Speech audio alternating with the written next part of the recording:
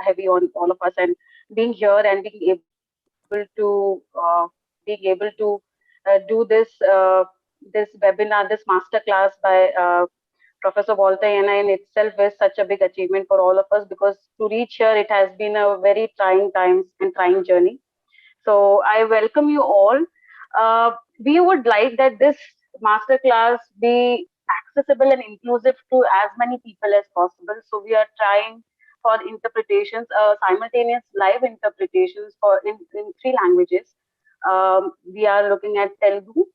We are looking for our field functionaries and program people who are joining, along with interpretation in Hindi for our partners and field functionaries across the country, and French translation, thanks to APSA and Mr. John Wilson for the African countries who speak French. So in any case, any problems you have, please reach out to Raitu Sadhikara Samastha. He is the host, or any of us personally. We'll be able to try to tackle this the technicalities. Please bear with us as well, because we are also learning as a team, and this is something that we are trying for the first time. So we are hoping that we'll be able to have a good 3 hours masterclass by Professor Jehne. So I can see distinctive participants. We have 207 participants just waiting for a green signal from Professor Jehne and Mr. Vijay Kumar, if we can go ahead and start. And so, or if we wait for a few more minutes for a yes. I am ready whenever you are, but I'm in your hands. Very good hands. Thank you. Thank you. Thank you, sir. Okay. Yeah, so just an introduction before we start. My name is Swati. I am working as a project executive, and I'll be facilitating and be available for any requirements during the next 3 hours. I have with me a dynamic team who is working on interpretations along with technical requirements, and you can put all your queries in the question and answer option which is available. I am hoping that the interpretations have now started. If just a few points, I request the panelists who are there, your contribution, if you're not speaking, it's requested to keep yourself on mute, because it will hamper the flow of the speakers. So please be cautious of it. For the people and the attendees, please post your questions in the question and A option or in the chat box.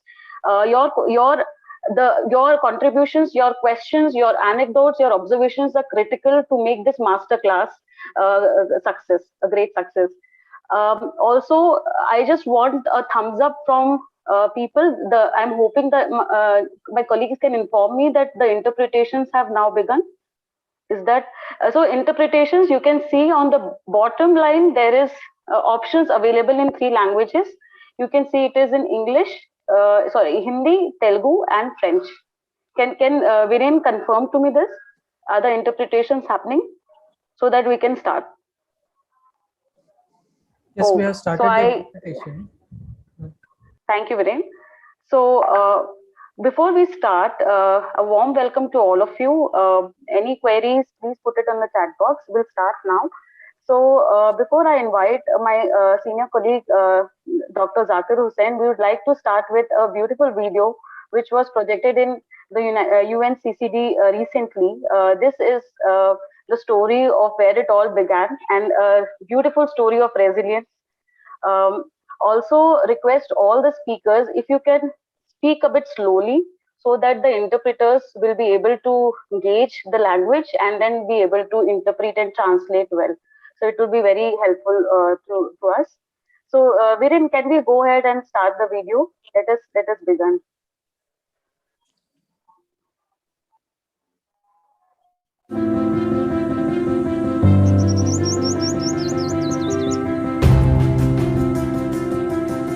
అందరం కూడా వీడియోని వీక్షిద్దాము.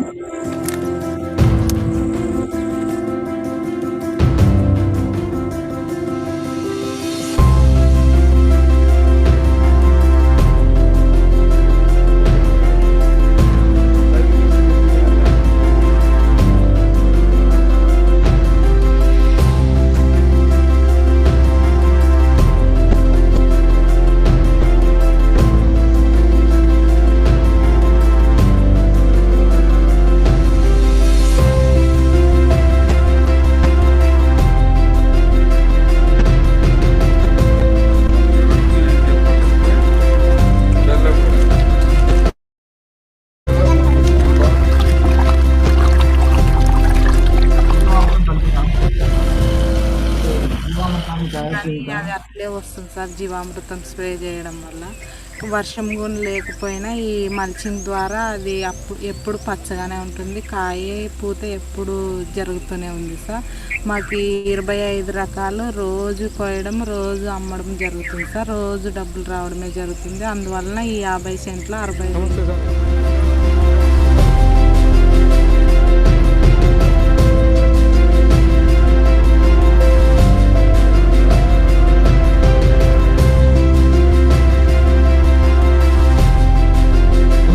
అందరూ కూడా కలిసి ప్రకృతిక ఉపకరణాలు తయారు చేసుకుంటున్నారు.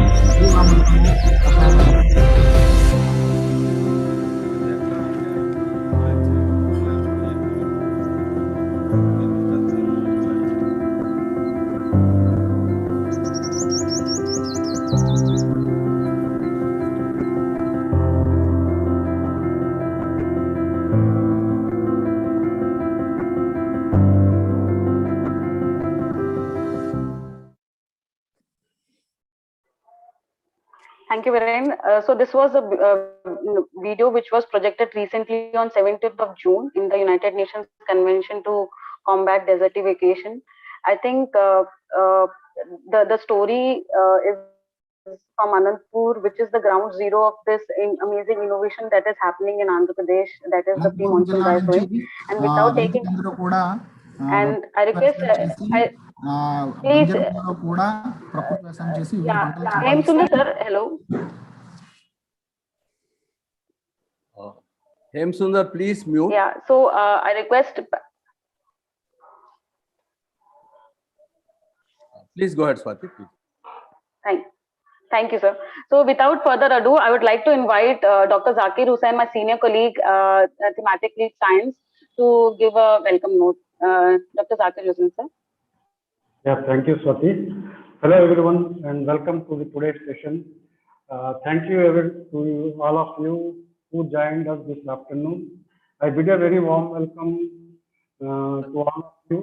Zakir, you're not visible. You're not visible. I think the light is... No. Yeah, that's better. Yes. Yeah, fine. Please go. So, without any further delay, I would like to welcome our renowned speaker of this master training class, Professor Walter Jehne. He is the man who inspired us to seed and scale up the concept of 365 days green cover and PMDS pre-monsoon dry sowing. He is a climate scientist and microbiologist, founder of Healthy Soil Australia, and formerly with CSIR. It's also my pleasure to welcome our Executive Vice Chairman Vijay Kumar sir to the seminar. And most important, I welcome Anne-Sophie, UNFAO group. So she is very closely worked with us for the last many years in promoting this 365 days green cover and PMDS concept and farmer field schools, in taking the concept to the farmer field schools. And also, I welcome our CEO, Imtiaz, sir, Mr. Imtiaz, to this seminar. And warm welcome, sir, and all delegates attending the webinar from across the globe. Welcome to the participants, my senior colleagues in the organization like Dr. Devi Raidu sir and Murli and all others, and my colleagues in RYSS. So this webinar is basically focusing on the 365 days green cover and pre-monsoon dry sowing, which is a game-changing one single-stop solution for major pressing problems of the pressing global challenges.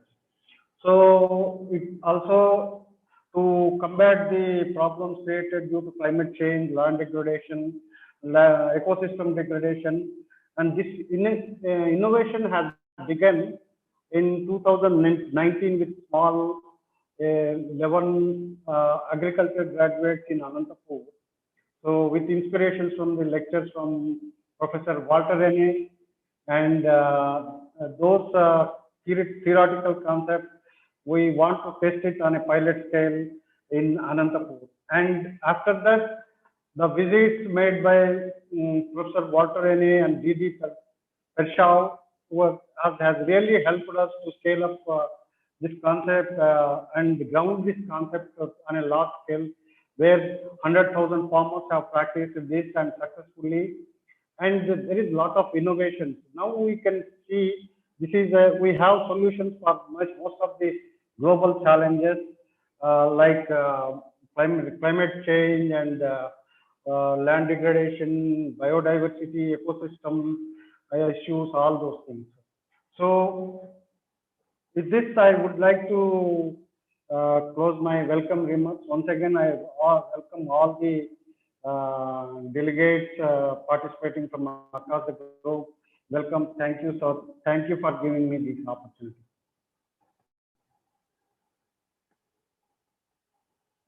Thank you, Zakir sir. That was really a very warm welcome note for everybody. There are some issues we're trying to rectify. We'll be able to carry on with the interpretations. This is some minor technicalities. I'm sure as we progress, we'll be able to address the issues. Thank you for your patience. And also requesting all speakers to speak a bit slowly, including me. This is a reminder, because the interpreters are doing a very crucial job of translating this English language into other languages. So thank you so much for that. I would now like to welcome Ms. Anne-Sophie Poisson. She is the Agriculture Officer for Food and Agriculture Organization of the United Nations. She basically is the Agriculture Officer in the Plant Production and Protection Division of FAO. And she heads the group working on the Farmer Field School and Participatory Innovations and Coordinator of the Global FFS platform. And she is no stranger to us. She has been part of our program. So Anne-Sophie, please, I welcome you to give your briefings. Thank you. Thank you, Swati. Good morning, good afternoon, friends far and close, wherever you are. It's really a great pleasure for me to be with you today. My name is Anne-Sophie Poisson. I'm with FAO, the Food and Agriculture Organization of the UN. I'm based in Rome, where it's pretty hot, but I'm sure not as hot as India now, and probably certainly not as hot as Anantapur, for instance, one of the hottest districts of Andhra Pradesh, where a lot of the innovations that we're going to be hearing about today have been spearheaded. And innovations we very much need in this time. I was based in India for 2 years until 2019, and I worked very closely with the APCNF program, Andhra Pradesh Community Managed Natural Farming Program. And I'm very happy that we can have this conversation today, where we're going to be focusing on some of the innovations, and in particular the technical and agronomic innovations the program has brought in. It is very important that we have these conversations because we are really in a historical moment, a climate crisis, a global biodiversity crisis, and we need to be bold. We really need to be transformative. And at the same time, we need to keep our boots and our chappals firmly on the ground and tackle the daily implementation challenges for sustainable transitions. Over 1.1 billion people lack access to water. 40% of the population in Africa and Asia live in drylands. And maybe this is from these drylands that some of the greatest innovations that can support a transition for our planet can come from. And we need such innovations that are really co-created with farmers in managing sustainable systems and managing sustainable transitions. And this is what we've seen in Andhra Pradesh.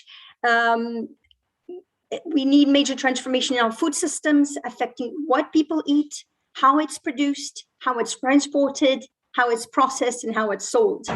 And this innovation challenging the status quo means involving changes to the rules, to the institutions, and to the practices. And this process of innovation we'll hear about today, how changes has happened in places like Andhra Pradesh.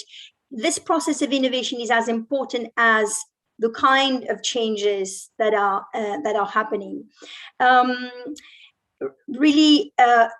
We see really good example here in Andhra Pradesh.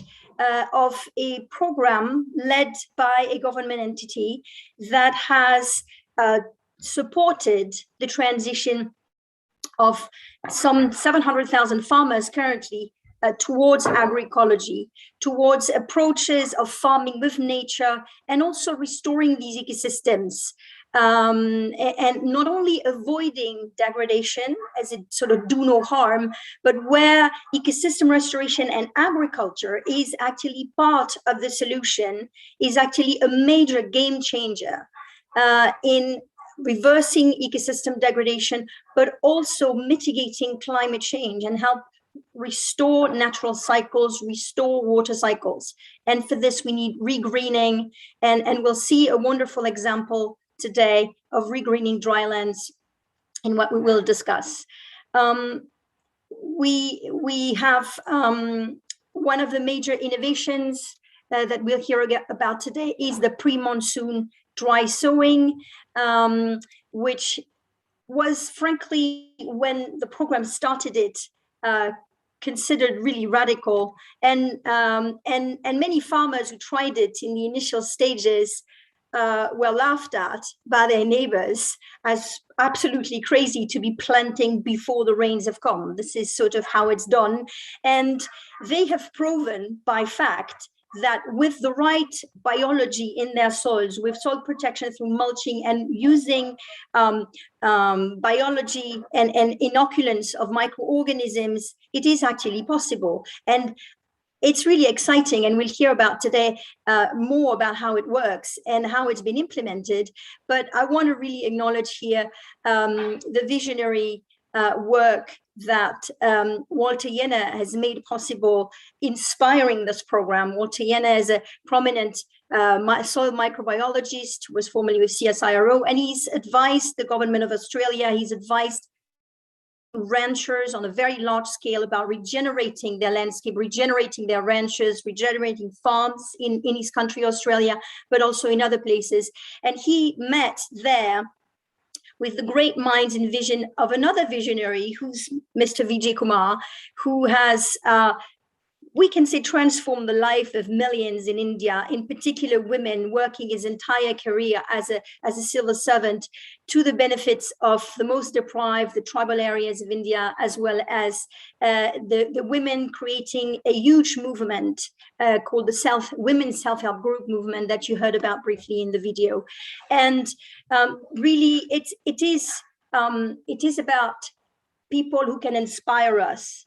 It is about people who can also make the change happen, but it is about all of us, really, this change we need. And everyone in this program that I've seen and I worked very closely with since 2017, everyone is playing a part. And from the farmers to the field trainers, the young agriculture graduates who are working hand in hand with farmers, to the senior civil servants and the scientists, we really see an extraordinary ferment of innovation and of energy.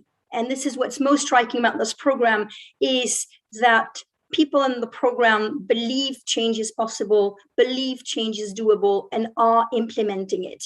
So I really give you a warm welcome on behalf of FAO, who's a close partner of the government of Andhra Pradesh, to this event.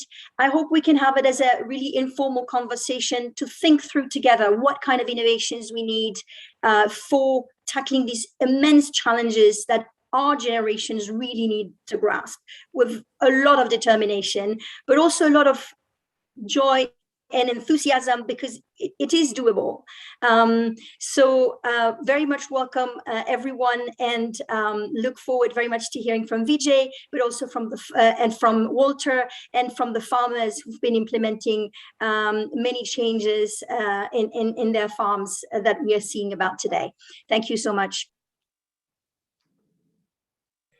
Thank you, Anne-Sophie. That was really remarkable. And as you said, that yes, there is a dedicated dedicated team out there who is really working and really have hopes on this methodology. So we'll now move on to the map of the hour, of the year, and maybe this decade or the century, Mr. Walter Jehne. We call him lovingly Professor Walter Jehne because he is a teacher to all of us and has been a part of this amazing innovation since the ground, day zero.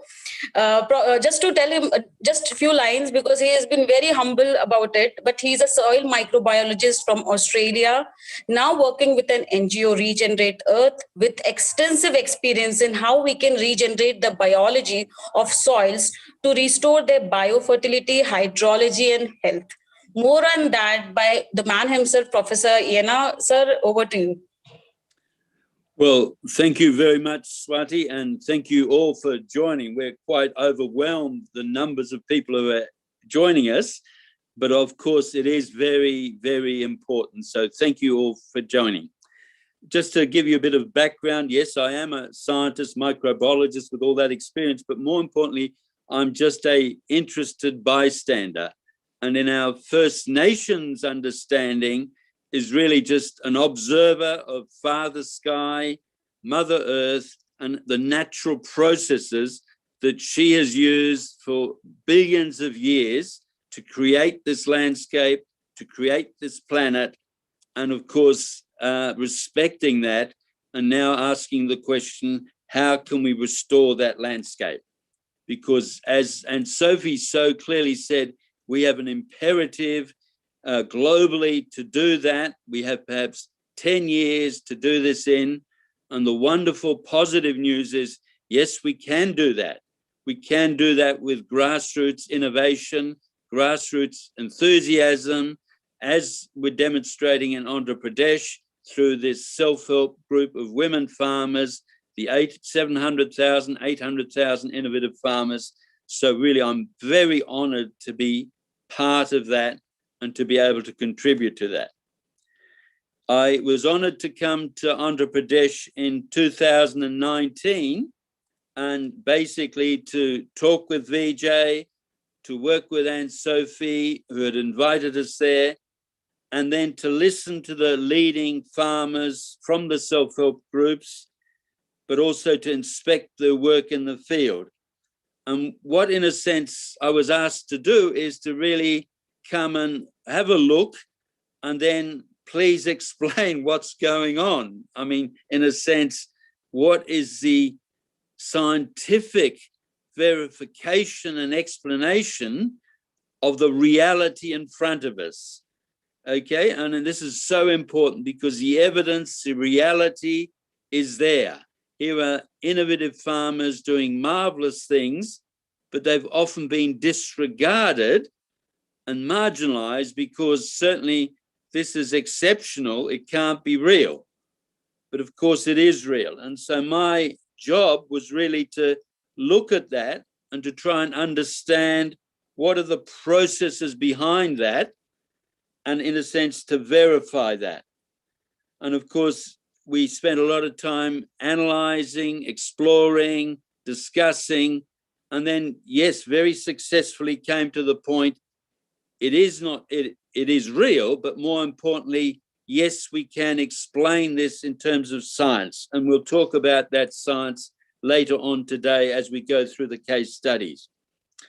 I was also then very, very pleased and honored to go to Delhi to, in a sense, discuss these, what's happening there and, in a sense, answer questions at a very senior strategic and policy level with your leaders in Delhi, the water, the health, the agricultural ministries, and really give them the confidence that not just this is real, but actually here is hard, substantiated science that explains the processes and how this is happening. And also to have discussions with your academy, because this is actually quite profound, what Vijay and the self-help group of farmers are demonstrating in Andhra Pradesh takes us way beyond the green revolution.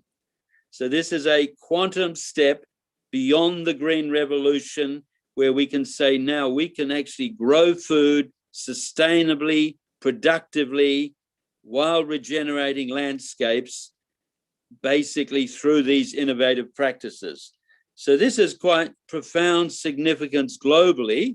And of course, it's full credit to those women and the innovators in the self-help groups in Andhra Pradesh who are leading globally and demonstrating this.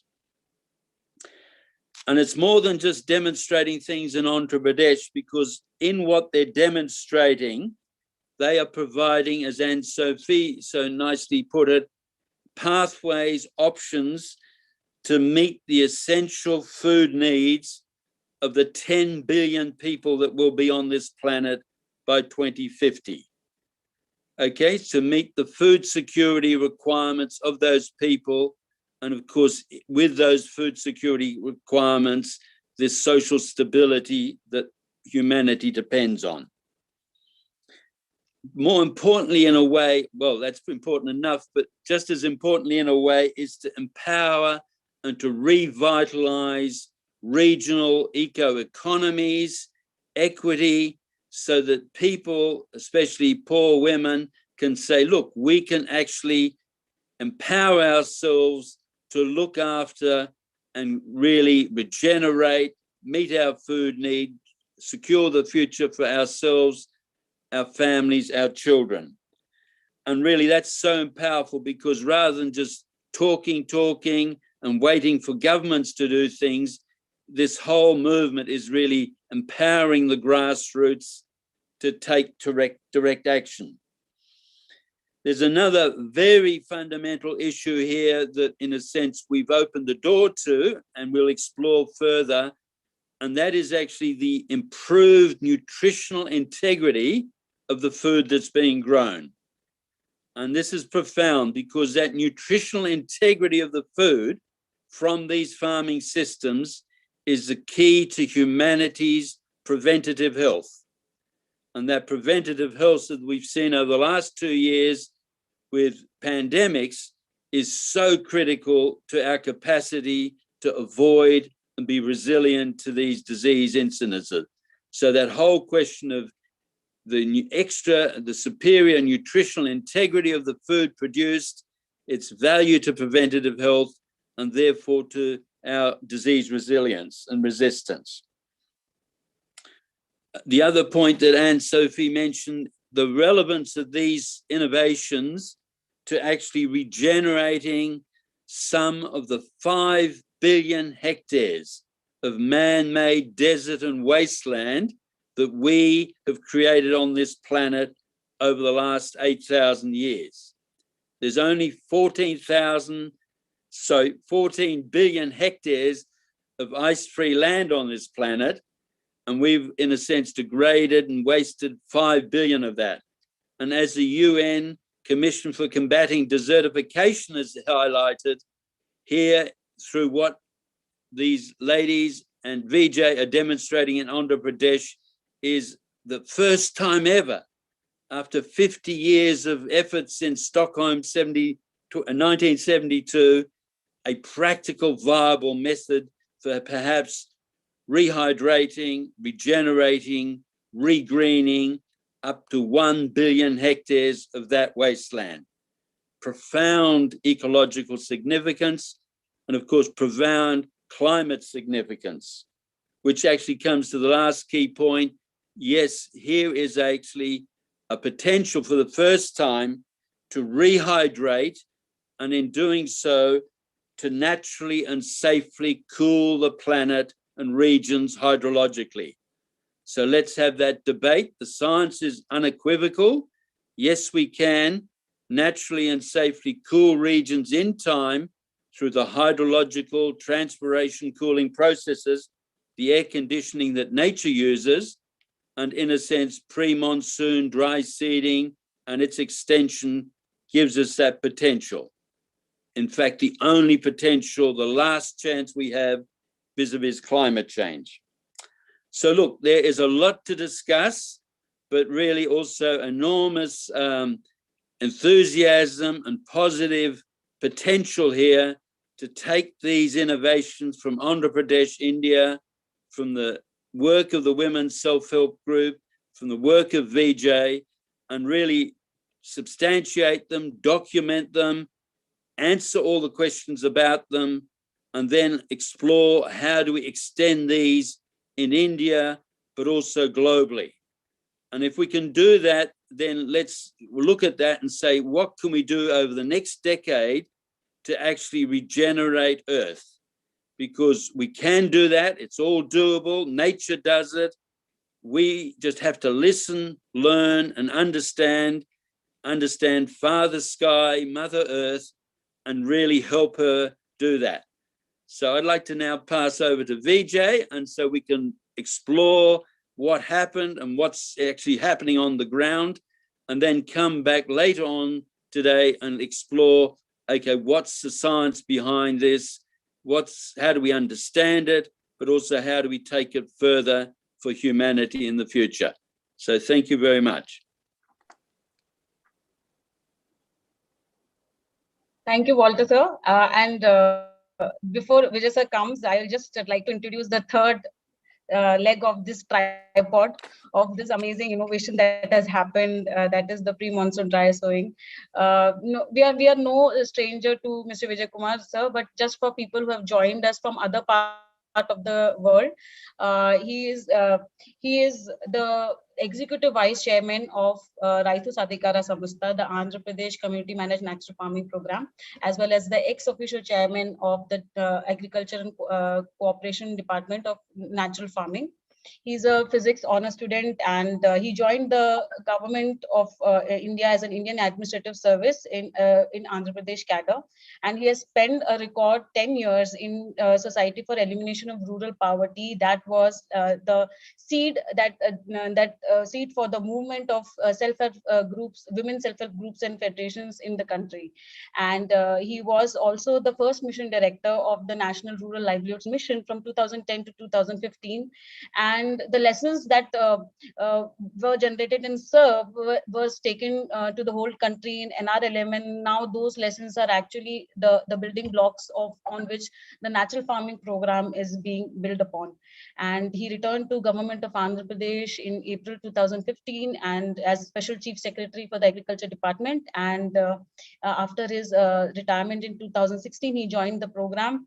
And since then, he has been leading the community managed natural farming program, and currently we cover around 700,000 farmers and farm workers with an ambition vision of covering over 6 million farmers and 2 million farm workers by 2030. So after this amazing introduction, over to you. Looking forward for your comments. Thank you, Swati. I think you have been over generous in introducing me. I hope I'm worthy of some of it.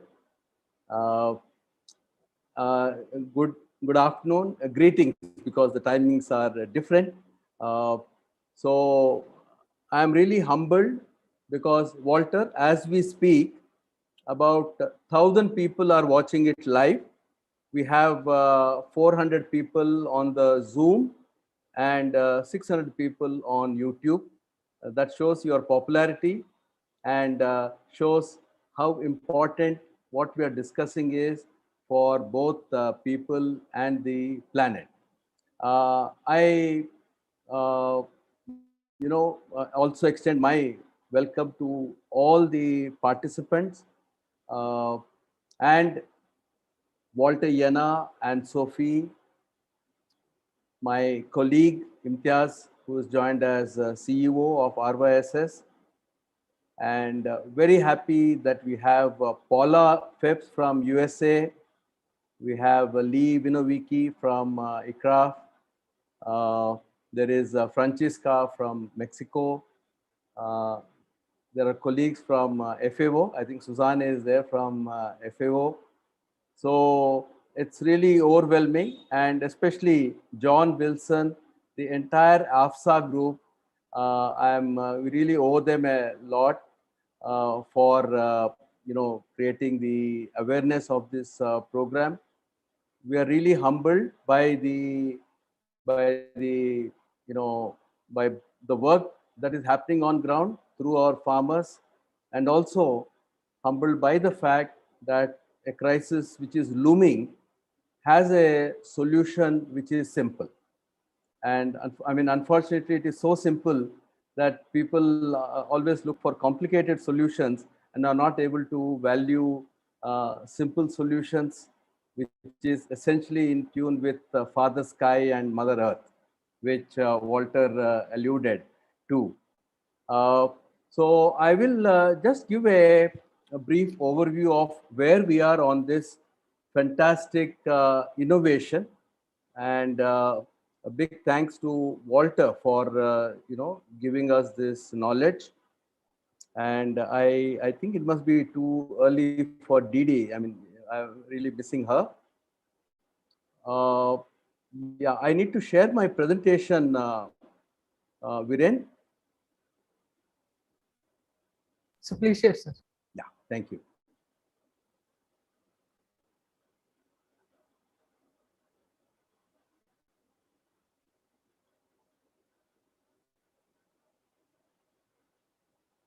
This is to give a overview of where we are today, and because after me, Mr. Nayak, Lakshman Nayak will give us the ground zero story, what exactly is happening in Anantapur.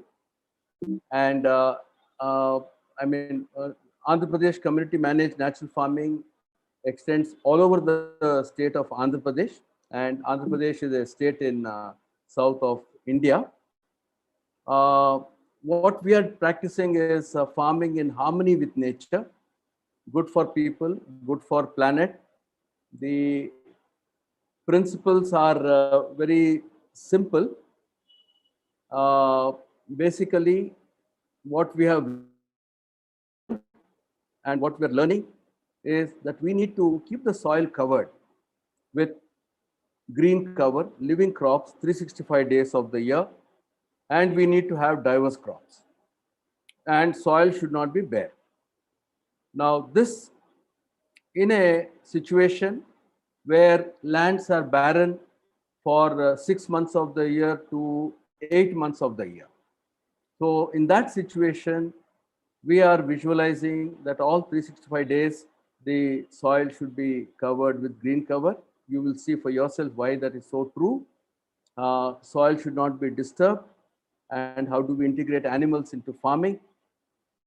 And what is very special about Indian agriculture and Andhra Pradesh particularly is the role of biostimulants, which are necessary catalysts. We still do not know how they operate, but we do know that they are very critical, and we are seeing the results of the action of the biostimulants. And another principle is to increase the amount and diversity of organic residues in those months where, in such places where we are not able to have the crops, to have crop residues. We also advocate use of indigenous seed and pest management through agronomic practices and botanical extracts, and no synthetic fertilizers, pesticides, herbicides, and weedicides. And in Andhra Pradesh, during this journey, one of our most game-changing breakthrough has been the pre-monsoon dry sowing, and I will focus on that. This is the operation of the different principles, keeping the ground covered with multiple crops. Seed coating, we call it Bijamrita, and it is cow dung, cow urine, lime, fermented for about 12 hours. We will be posting in the chat box links to videos which show how the biostimulants are prepared and used. So, I mean, those who are interested can actually download them. Even the seedlings are dipped in this before transplantation. And this is another inoculum, soil. It's a soil amendment. It's broadcast on the soil. It's fermented cow dung, cow urine, molasses or jaggery, pulses, flour, and handful of uncontaminated soil. Fermented for 5 days, and can be stored for 3 months to 6 months and applied in the field before sowing the seed, and also a top dressing. This is how it's being prepared in the field itself. This is a liquid inoculum. which is sprayed once a week, once a fortnight, once a month, depending on the crop, depending on the condition of the soil, depending on the condition of irrigation. So these are all location and farmer specific practices. This is the role of our women collectives in preparing these together. And this pest management, you can see on the left side, mechanical devices for trapping pests. And on the right side are the botanical formulations. Then we are promoting indigenous seed.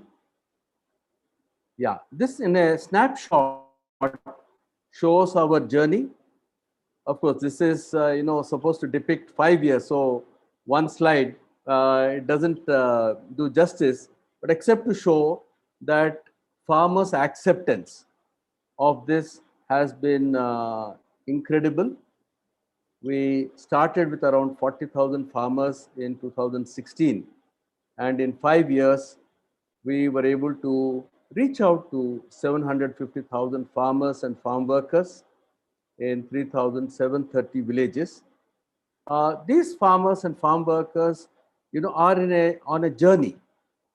About 20% of them have completely got rid of all synthetic fertilizers and pesticides. The remaining are, making the transition. And 21, 22 is when we hope to reach out to 1.1 million farmers. We are supported by Government of Andhra Pradesh, central government, and KfW Germany. So about $250 million is committed up to 2024. And we're very grateful for support from Azim Premji Philanthropy, about 16 million US dollars grant for the entire technical infrastructure that we have set up in the program. The basic innovations in Andhra Pradesh which led to scaling up have been the government support from day one and government funding in terms of resources. Secondly, the knowledge that we are taking to farmers is nature friendly, is also linked to their tradition, and also a lot of research has gone into making this knowledge farmer friendly and absorbing their innovations on ground and absorbing from the best of science. So it's a very dynamic process, knowledge creation, co-creation, dissemination. Then the most critical agency has been the role of the women self-help groups and their federations, the farmer to farmer extension system. So it's not a top-down knowledge dissemination, it's a horizontal one. And this is where FAO's help is in the form of farmer field schools. And we know that this transition process is very tricky and requires a close hand-holding support for 5 to 8 years. And that is where government, NGOs, and community-based organizations are partner in making this possible. And our project is very dynamic. We learn continuously through the innovations of farmers and innovations elsewhere. So we have a very good system of cross-fertilization. And the other thing is we always want to learn from the best in the world. So we have collaborations with global and national institutions. And again, the best thing in Andhra Pradesh has been the supportive role of other government departments. This is the role of women self-help groups. Then we have, these are our master farmers. We have close to 6,000 such farmer trainers. A large number of them are watching this, and that's why we also arranged Telugu translation. Yeah, the hand-holding support that I spoke about. There is a farmer journey, may take 3 to 5 years because this is knowledge-intensive agriculture. And this is a journey of a whole village. It can take 5 to 8 years for the entire village to transform. Now, cost-benefit analysis, we have been doing it, has been very positive. Costs have come down. Yield differences are not significant. In many cases, natural farming yields were higher, with the net result that the net incomes of farmers have gone up. We're also promoting household food and nutrition diversity. And here the focus is on the most vulnerable communities, the landless farm workers. And so we want their health to improve through their own efforts. So it's like a mini food forest in one's own backyard. And biodiversity has increased. Yeah. Now this is the most vital, part, and the rest of the webinar will be on this.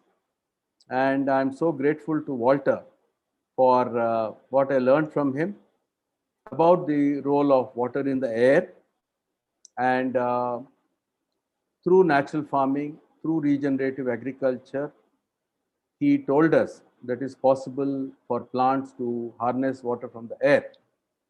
And in any case, through regenerative agriculture, we have increased the soil porosity, and thereby we've increased water infiltration and water holding capacity.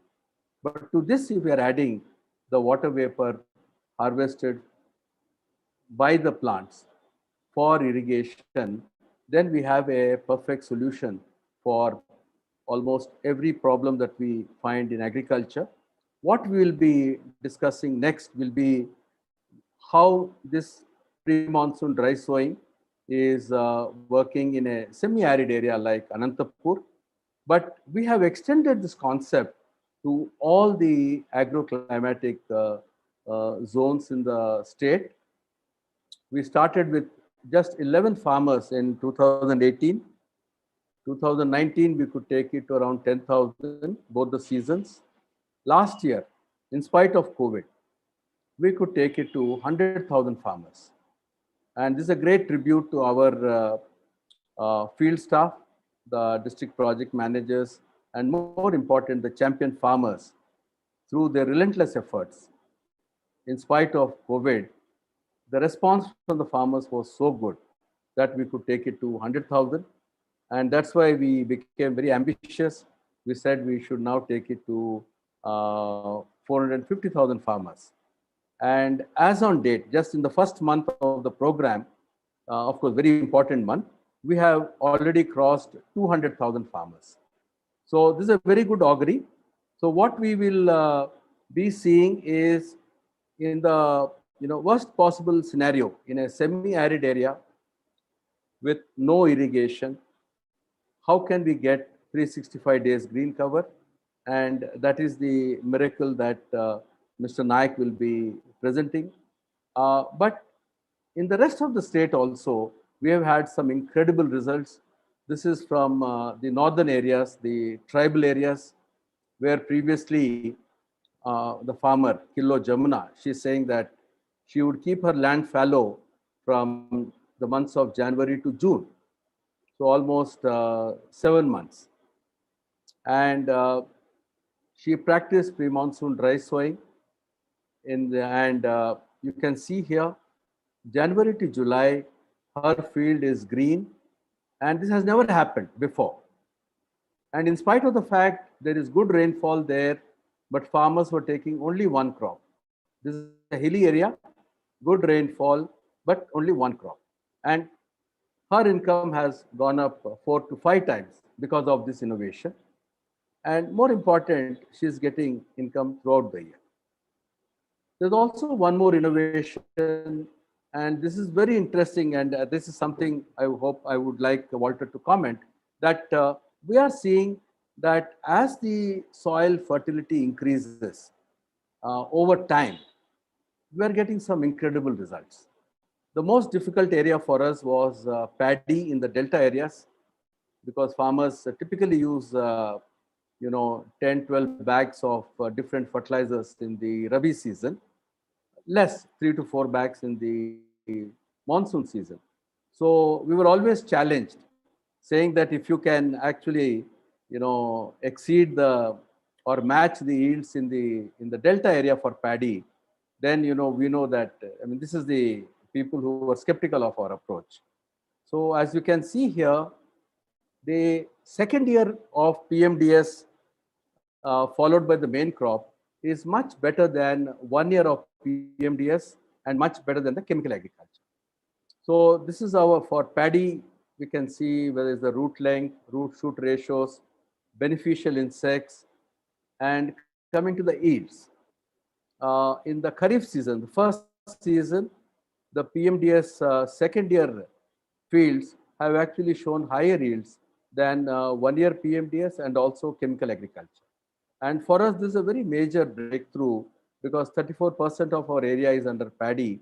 And if we can show this yield increase, even though this is not the only gain, net income is always higher, but still there's always, in the farmer's mind, there's a thinking that, my yield is less. Now, when it comes to the second crop, the winter crop, we see a small difference, about 4% is the lesser yield in, natural farming compared to chemical agriculture.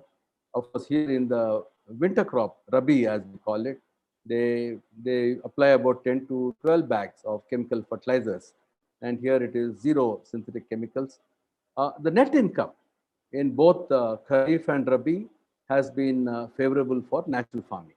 So we're also finding solutions that with passage of time, maybe in the second year, third year, we'll have outstanding results in every farming situation, even on a very narrow parameter like yield per acre. So this is just to say that we do this PMDS. We have modified the concept. We are applying it in all the regions. What happens is in irrigated areas, the farmers are already having a green cover for about 7 to 8 months. So with PMDS, we are seeing, okay, those remaining 4 months, can we have 2 months of green cover, 3 months of green cover? So we've been stretching the green cover concept, whereas in a semi-arid rain-fed area, from a green cover of only 4 months, our challenge is to make it 12 months.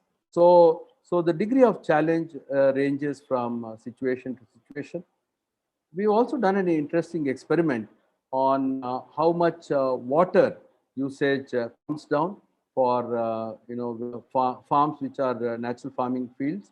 So this is a very large sample, but it's internal sample. We're getting it validated through independent agency. But we found that for paddy, we found a 48% decrease in water consumption, groundnut 53%, cotton 57%, chili 45%. The results are so good that we ourselves are doubting them. So we are doing larger sampling, and we are also requesting independent agencies to do this work. So this is just to give a broad idea of what we have done and also the challenges that we have. So now I'll pause here because our Anandpur story will start. Something extraordinary work that happened in Anantapur. So I'll conclude my presentation here. Over to you, Swati.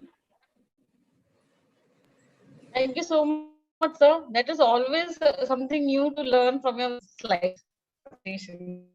So go on to the where it all started.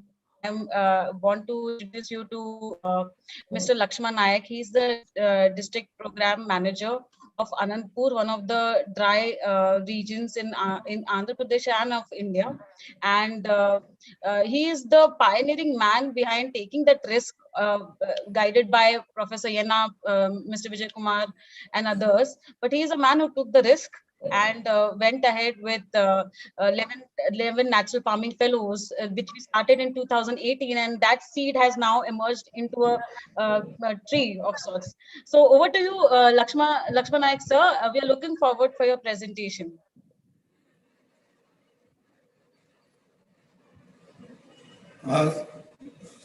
Good morning Sir, to are you able to? Thank you. all participants, sir. Our beloved Vijay Kumar sir and our Dr. Walter and Sophie madam. How are you? And our CEO and new CEO India sir. Thank you, sir. This Anantapur is the second lowest rainfall district in the India. This is already desertified some areas also. Government of India is declared in 1993, sir. This is one of the DDP district. Here is the very seasonal based rainfall. First onset of monsoon in June second week. This is a 4 month, but rainfall is very erratic and long dry spells are. In this district is the agroclimatic condition of our district is. This is our presentation needs to be loaded, Nayak.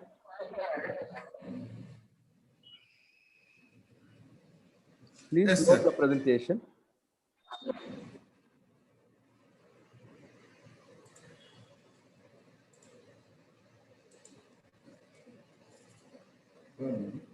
Sir. Please go ahead. Please go ahead. Sir. About Anantapur, sir, this is the condition where is soil carbon is the in our soil very 0.2 to 0.4%, very low, sir. Water holding capacity is also very low, very slopy land, sir, and class 4th and 3rd class soils is the major in this district, sir. Next.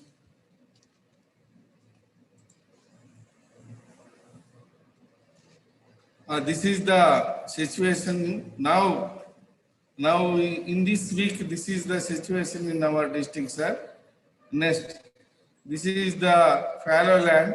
Some of the more than 40% of the area is fallow land, sir, due to erratic rainfall and long dry spells are occurred in Anantapur. Up to 72 days is the dry spell occurred in Kharif season, sir. This is the main season. Next. Sometimes there is a heavy rainfall, sir, high intensity rainfall. This is the erosion occurred in the Anantapur, sir. But in our Anantapur in 18th of 2018 May onwards, we are try to cover the green cover, how to protect our district based on cropping pattern. We are follow the this is the our Anantapur cropping pattern, sir. This is the summer PMDS window and Kharif window and Rabi window. Kharif start PMDS window start from the April to June are the dry spells occur, sir. This is summer season. July to October is the Kharif, sir. This is the monsoon season. In this season also we are sometimes 50 to 75 days is the dry spell, sir. In Rabi, there is a less rainfall, sir. There is a small amount of the 30 mm only. In January, December to February, there is a winter. And March onwards, the summer season, sir. This is the red soil is major, sir. We start with the millets and pulses, 22 types of the PMDS. And in Kharif, we are start with the groundnut and other intercrops and other mixed crops, sir. In Rabi, November also we are vegetables and based.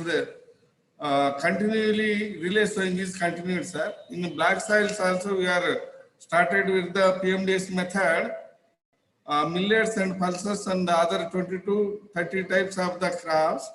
In Kharif season, we start with the cotton with the other pulses and millets. Bengal gram is also in start in the November, sir, October, November, followed by the vegetable crops, sir. This is the two types of major soils and 3 seasons based on the sir. Nayak, I think colleagues, just one thing to appreciate here, that there used to be only one window. There was only one window, and the miracle in Anantapur is creating the additional two windows, the PMDS window and the winter window. So these two windows are the creation of the PMDS and the 365 days green cover. So this is all, post 2018, and this is the innovation that we are talking about. So nobody should think that all these windows are there. These are the windows that we are trying to create. Yeah, Naik, please go ahead. Based on that, these windows, we are started in, we are followed our own protocols, decided in the 18th. This is red soil and black soils. PMDS means pre-monsoon dry sowing or dry seeding without any rainfall or moisture in the soil. At that time, there is a high wind velocity and high temperature, very low moisture in the atmosphere also. We are start with the land preparation in April 2nd. Next, this is the formation of the beds and furrow.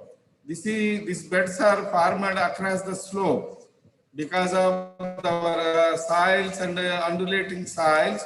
There is the third class soils. These soils are very rocky soils. We are plowing with the tractor and making the beds. The beds is the 2 feet width and 1 feet low depth of the furrows. This is the furrows. This is the across the slope. We runoff are collecting in these furrows for percolation, sir. And next. But we are making the biostimulants, preparation of Ghanajivamrita and Draujivamrita and Bijamrita. Next. This is the preparation of the Ghanajivamrita, sir. We are using the local cow dung, urine, and pulse powder and jaggery with a handful of the soil from the field. We are thoroughly mixed in this type and making the balls. Next. After that, this is keeping for the fermentation for 8 days. After that, we pounding the balls and making it to bags, sir. Next, gunny bags.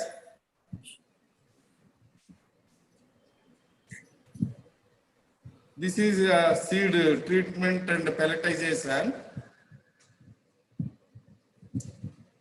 These are the seeds. We use the seeds are pulses, millets, and oil seeds, and other spices and condiments.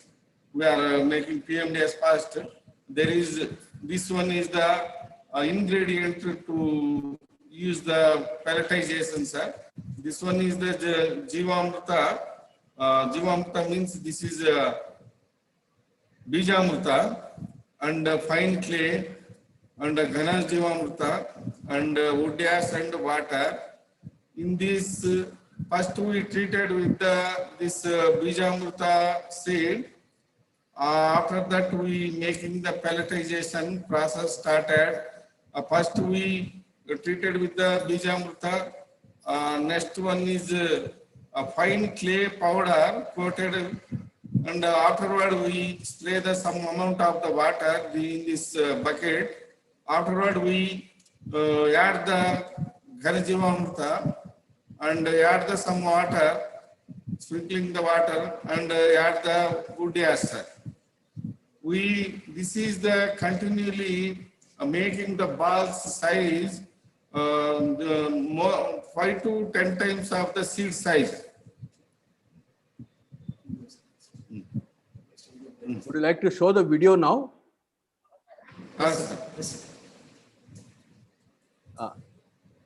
This is a local woman making the pelletization in field itself, sir. After making the balls, they are. ఒకసారి video చూపిస్తాము Naik. Sir. Viren, can you show that pelleting, seed pelleting video? Yes, sir. Sharing now, sir. ఇది discontinue చేయాలి కదా? Yes.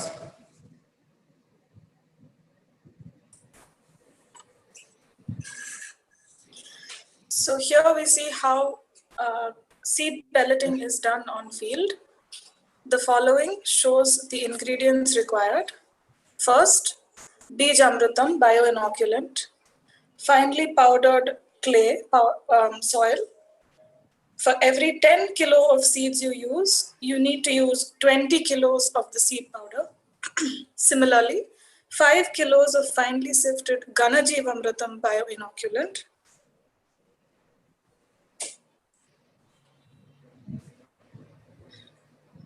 sifted ash,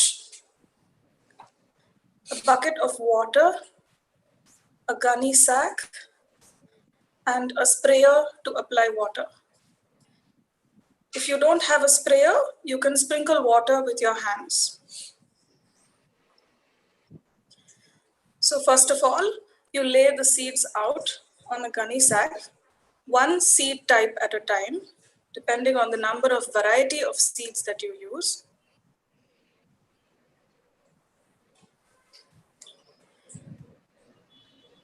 Then you sprinkle the Bijamrutam bioinoculant to coat the seeds evenly. You need to shake the sack back and forth as shown to evenly distribute the bioinoculant. Then begin with applying the clay powder, all the while shaking the seeds. You need to also spray or sprinkle water in this step to evenly coat the seeds and make sure the powder sticks. Once you complete adding the clay powder, you then move on to adding the Ganajivamrutam powder onto the seeds. Shake and spray with water. Once this is incorporated, you repeat the same step using the ash. The final result is that all the seeds become evenly coated in a layer and the seeds are pea-sized or larger.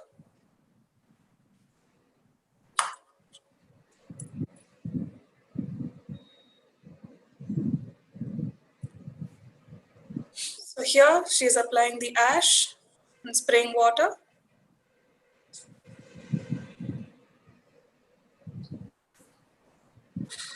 And here is the final result.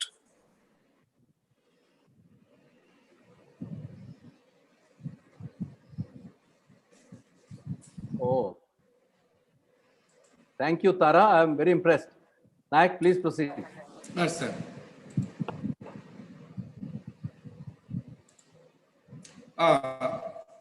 We making first seed balls. Yeah, next slide.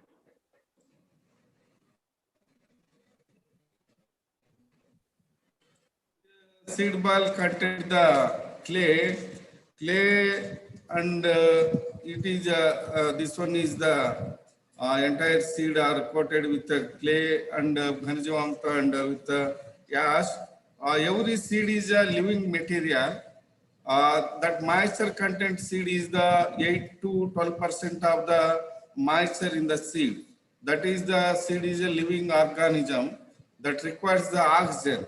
But safely we are seeding in dry soil, but weather condition very erratic, high temperature and low humidity with high wind speed. That the time this clay is the protected from the weather parameters, and Ganajivamrutam is violent. This is the stimulant to the germination of the seed. It used the hormones to germination of the seed also. And we add the ash. This ash is the useful for the moisture not retention in the early stage of the seed. The seed is kept for up to 6 months in the soil before below the mulch. That's why we're making the balls. This material uses. Next, this is the different types of the seeds, crop seeds. We're making the balls. The size up to 5 to 10 times the real size of the seed. Next, first we are making balls and first we dibbling the seed. Afterward we can cover with the mulch material up to 3 inches. First we are dibbling the seed. She is the dibbling the seed, and he is the apply of the Ghanjivamrita on the bed along with the seed. This is the mulch material keeping in the furrows, and after seeding of the seeds, we making the mulch material on seed. This is the groundnut husk. This is in furrows is the Sesmania mulch material. This is mulch are create the microclimate and a safe zone for the seed. After germination, received the up to 5 to 10 mm rainfall is sufficient for the germination of the seed in this our soil. These seeds are used for germination. After germination, the microbial activity is the stimulant with the Ghanajivamrita. This Ghanajivamrita with stimulant material in the bacteria and the fungus, all microbes with this stimulant material. This is activated in after receiving of the rainfall, and we are providing the soil 3 inches of the mulch material. This mulch material is protect the soil from sun rays and high wind velocity and high temperature, all other high intensity rainfall also.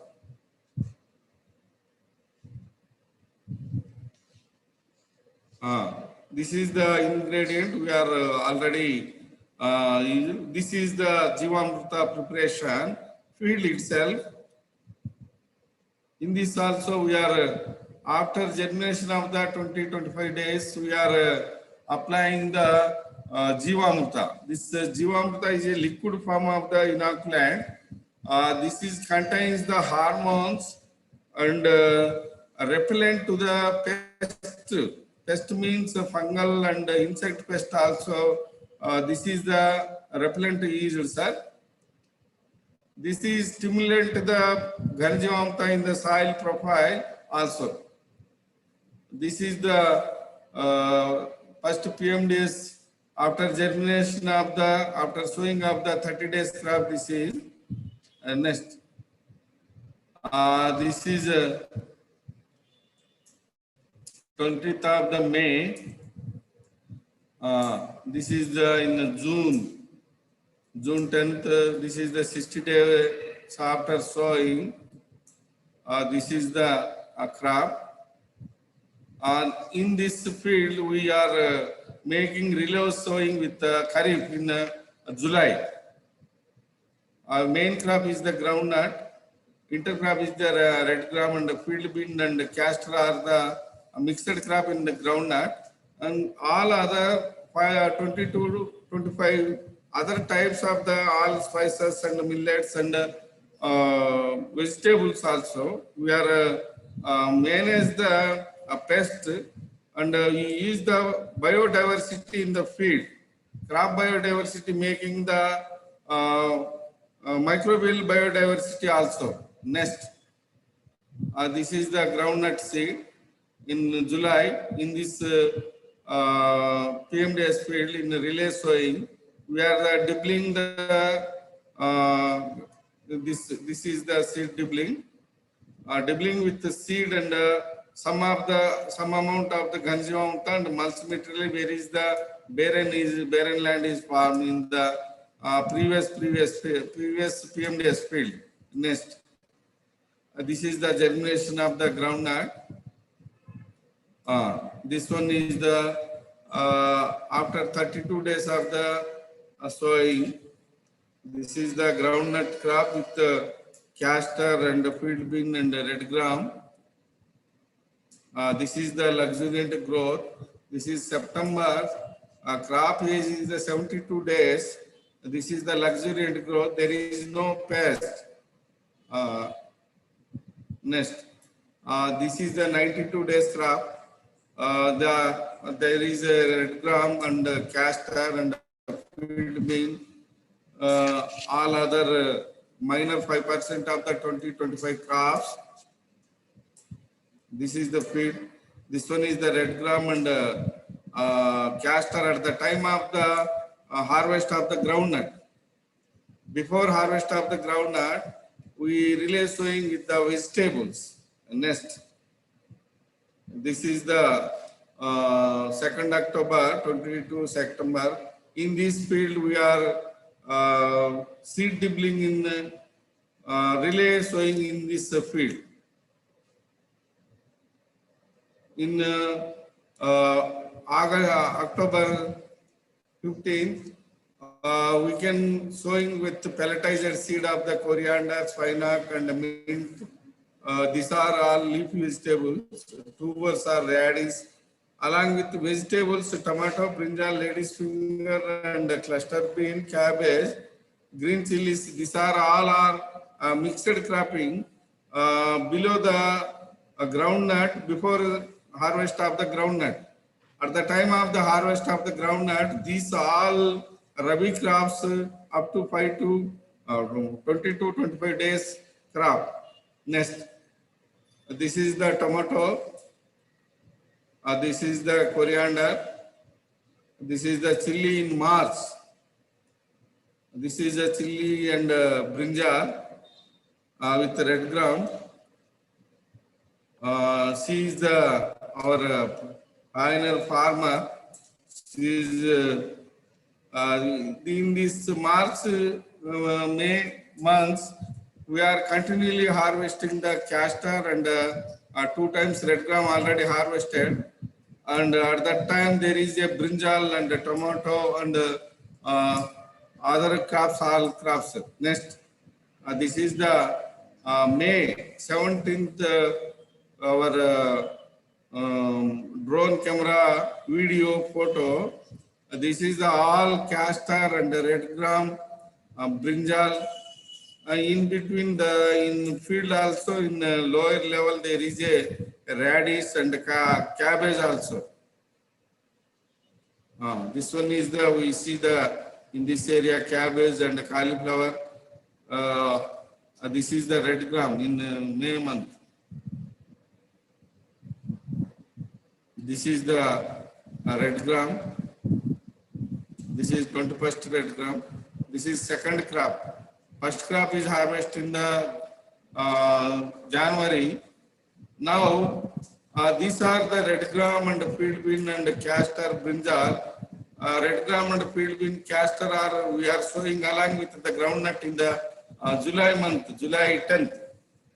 These 3 crops are continually bearing now, but now pruning these 3 crops, and we are sowing groundnut and with the onion in this Naik, field. 1 minute, 1 minute. Naik, 1 minute. I think Walter, this is a huge impact that crops which are seasonal, which would have been harvested only once, now they have become perennial. Castor, red gram, and field bean. This is just for your comment later on once Naik finishes, but this one very important finding that we would like your comments on. Yeah, Naik, proceed. Look, thank you very much, and very, very excellent, Lakishma. And yes, let's comment on that, discuss that in a global context afterwards. Thank you. This is Naik, the please proceed. brinjal Next, 60 days crop. Now, sir, this is brinjal we are sowing in the Rabi, October 15th. Now this crop also regular bearing along with castor and field bean and red gram also. Red gram is now standing crop is the 3rd crop, sir. Returning crop. Fantastic. Yeah, I think quick, we have to finish in 5 minutes. Sir. This is the rainfall. There is a high rainfall and a very low rainfall. 7.6 and 4.7 mm also in January, February. March is the zero rainfall. Next, this is our crop benefit ratio, sir. CB ratio. There is 1.22 1:36, sir. On average, we are getting the 1:288 ratio, with cost benefit ratio. We are getting in 1 acre of the this field. Next, application methods in our degraded lands. We are success in the. This is the woman. She is in red soil, rocky soil, and barren land, sir. We are making the mulch material in this type, and we are grown the groundnut and bajra, and there is a heavy yielding, sir, in summer. And next, she is awarded by our Honorable Prime Minister of India, sir. She is talking with our Prime Minister, Narendra Modi ji. Next. Next, she is getting the cost benefit ratio 1:35, sir. She is a very luxuriant growth in this barren land. This one is the Surendra Reddy. He is also here. Surendra Reddy is in alkaline soil. He get the throughout year crop. He is the Surendra Reddy. There is a drumstick and a papaya and vegetables and a field bean in the ground, sir. He is a very heavy flowering in the marigold also, drumstick, and he is getting, his soil is very alkaline soil, salty soil. This soil is the barren soil, sir. Next, he get this type of crop in his field, brinjal and tomato and marigold and cluster bean also. He get the 1:3.8 cost benefit ratio, sir. Another farmer is the black cotton soil, sir. There is a single crop monocropping cotton area. That is, he is a Vasdev Reddy. Next, in this monocropping cotton, we are added the pulses like red gram and field bean. He get the in cotton along with our cotton crop. He is also perennial. He get the other crops also throughout the year. Next, he is the Mohandas. His soil is the very clay soil, sir. Water stagnation is every year.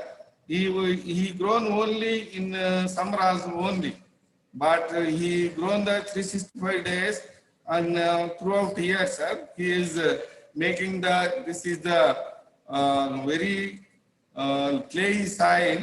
In this soil, we are making these beds to grade. This is the graded bunding type, sir. In excess rainfall, we drain out the field, but sometimes we are getting 1 week to 2 weeks also in regular rainfall. At that time, the entire water is percolate into the soil, sir. He is this is maize and pulses, and he is a vegetable, sir. He is also getting the cost benefit ratio 1:33. Next, another in red rocky soil, another farmer, he is making the in 18 onwards, he is making our guidance, sir. He is the fruit trees, sir, the papaya, guava, cherry, drumstick. He is getting the very heavy yield, sir. In this guava also, this is a very small tree, but bearing the very heavy berries, sir. He get more than 2 lakhs in the drumstick only. He is a regular bearing, sir. Next. He is also 1:4:8 cost benefit ratio, sir. He is a very luxuriant fellow. He is supply the food also all officials in that mandal area. Now this is the red rocky soil. One of the women farmer Parvati in Gantapuram near to the Anantapur. She's getting in this type of the luxuriant growth in the May, sir. April, May, in the high temperature in prevailing in Anantapur, a very high wind velocity with low humidity. She's also getting the 1:3:58 cost benefit ratio. She's our now existing crop is one of the drone is video. Yeah, Naik. Yes, sir. Yeah, I think what we will do, if you have finished your presentation, we can just ask the women to, the farmers just to greet us, and we'll show the drone during the bio break. Can we just have our women farmers and the farmers there just come and we can greet them. We can close the presentation. Close the presentation, please. She is the no, the presentation close change. This is the Praveen, close the presentation first. PMD. Close it. This one is our presentation, sir. We are getting that throughout year. We engage the farmer itself in the field, but we are weeding problem is there is no weeding problem. There is need not the plowing, sir. Entire labor weeding labor is we are saved, and also we are not plowing throughout year, sir. That's why we making this mulch material to avoid the up to labor problem and the plowing problem though two are also, sir. Thank you very much, sir. Thank you, Naik. What we'll do now, if you can greet the farmers, right? Then we will announce. She is the. So these are all our heroes. They are the reason. Heroes for our Oh yes, that is Pushpavati. Pushpavati. This is Pushpavati. You see her in the UNCCD video. She is one of the 110 farmers who have made this 365 days green cover a reality in Anantapur. Next farmer, next. Namaskaram, Pushpavati. Next. She is Parvati, sir. Namaste, ma. She is again, we'll be showing her drone video after this. Namaste, Parvati garu. He is Surendra Reddy, sir. He is the soil is the alkaline soil. But he is a very good crop, sir. Namaste, Andy. Next. Next is our David, sir. Oh, Pushpavati's husband. Hero, actual hero. Namaste, David. Yes, sir. Good to see you. In this part, sir, our SDS2 women also, they are getting very hard. They are with these farmers, sir. She is Chinnamma. Namaste, sir. Namaste, ma. She is Veni. They're all the women self-help group leaders. Women self-help group members. They are with farmers. These two women are with these farmers, sir. They are motivating the other farmers to motivating other farmers. Yeah. So thank you very much, Naik. I'm sure there are a lot of questions, but more important, now Walter has listened to all this. We will be waiting to get his comments. But what I would suggest is, it's about 1.5 hours since we started, where we'll announce a 10 minutes bio break. After that, we'll request Walter for his comments on what he has seen till now. And after Walter's reflections on what he has seen and his advice to us, then we will tackle the Q&A. We are running a little behind schedule, but I didn't want to disturb Mr. Nayak because that was a fantastic presentation. We'll announce, we'll have a 10-minute break and we'll be back at 2:10 sharp. Thank you, sir. I request everybody to not leave the master class. You have no permissions to leave the class until the teacher asks you to leave. This is a break, a bio break. And we'll see you at 2:10, 10 minutes exactly from now, because the professor will not accept any latecomers. Thank you. And we're also showing the drone. Start with Parvati's drone. Yes, sir.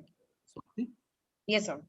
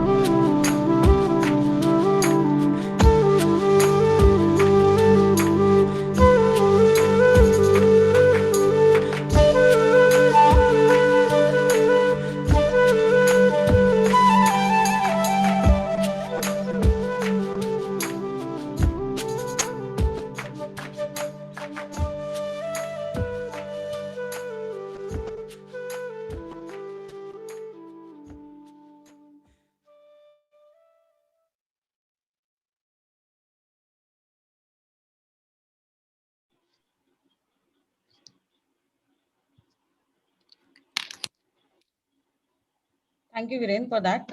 We're just waiting. We'll wait for 2 to 3 minutes more. We'll start again in 3 minutes.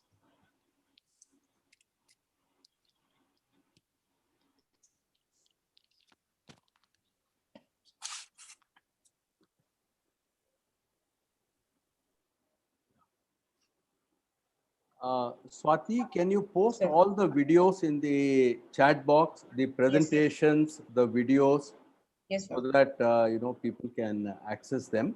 Definitely, sir. That is number one. Then, the presentations, the videos.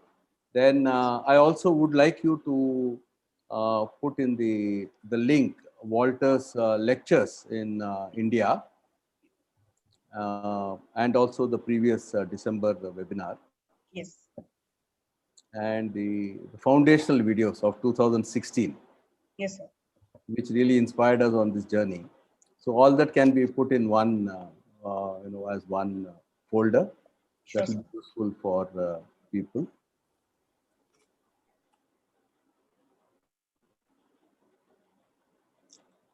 From the Q&A, I can see there are a lot of very practical questions which are more for, let us say, Mr. Nayak and team. So I'm just looking at the time.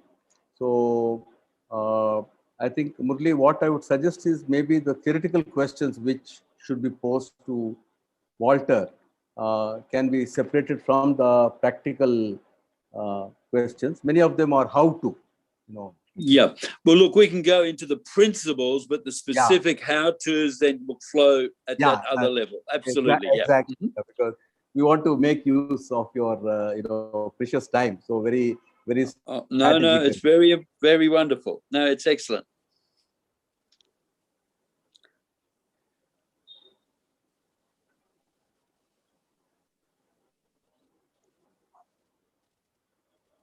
Swati, wait for another 1 minute and then we can start. Or yes, sir. Yes. Yes, sir.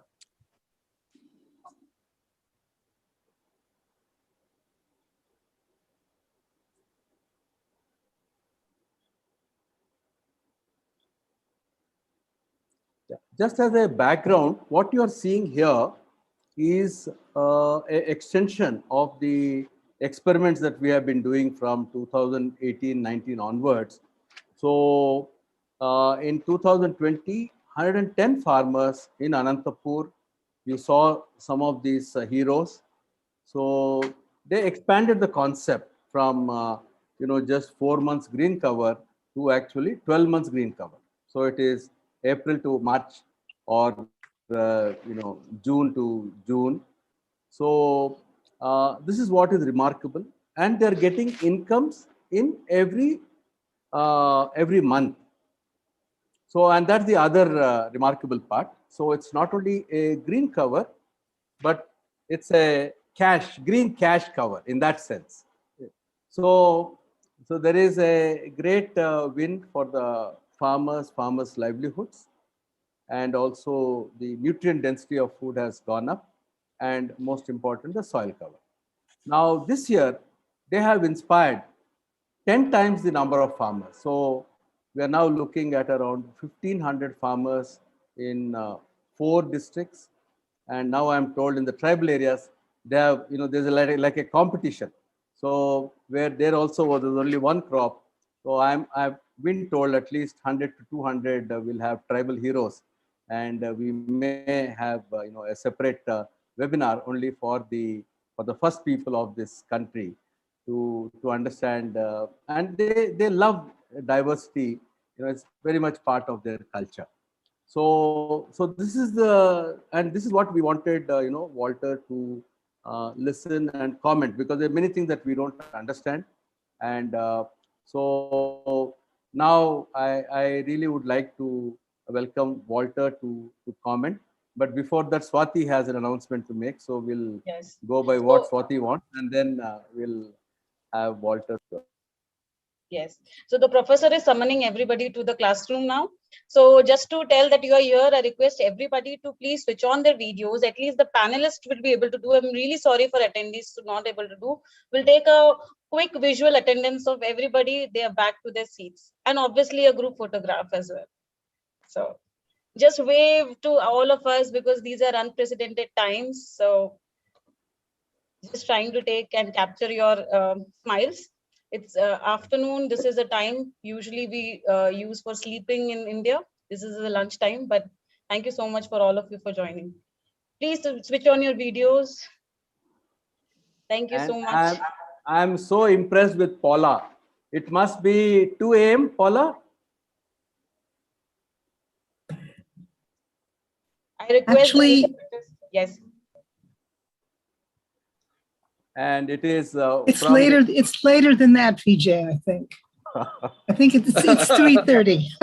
Oh, oh dear. But I reminded myself that Walter is often speaking at midnight when he speaks for us. So no, this time, you see, last time we had it a wrong time for Walter and friends in Australia. You know, it was almost 4:30 a.m. I think last time. So I decided that, you know, we should not inconvenience only one continent at all times. So by rotation, we'll inconvenience different continents. So I request the interpreters also, please. They're doing an amazing job. I think we are trying to make this masterclass inclusive for so many people out there. So please switch on your videos. Please do not hesitate. It is there is an entire segment in the panelists who are not able, did not switch their videos on. And John Wilson. Yes, John says especially. Yes. Good to see you. And Rambabu is there. So who is our chronicler, who is our champion communicator. And he took Walter's message so well in Telugu last time when Walter was here. Then I can see Sangeeta, I see Rajiv. Oh, Suzanne. How I wish there was no COVID and we could actually, you know, all of you would have been here. It's very nice to be here and see all of you. Thank you so much for that. I would now hand it over to Professor Jehne to please take all a student to the recommendations for RYSS and further questions.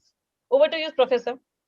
Yes, good afternoon. Thank you very much. Only small intervention, sir. I'm also here. Good afternoon. Neelamji, good afternoon. Yes. Walter, Neelam is from Niti Aayog. You would have met her when you gave the lecture. Yes. Remember. Greetings. Well, look, thank you very much, Vijay, and you've done it again. You have just led the world with basically the potential of innovative farming systems globally, but you redefined what a bio break is with that beautiful video, giving us a bio break of actually green vegetation everywhere. So wonderful. So, but look, really, coming back to it seriously, what I want to talk about now is actually the global significance of what we've seen in this sort of physical and visual demonstration, but also the scientific basis of these case studies and why this is so important globally. And it really comes down to the fundamentals of life, because life is all about water. You see, water is obviously the limiting factor of life.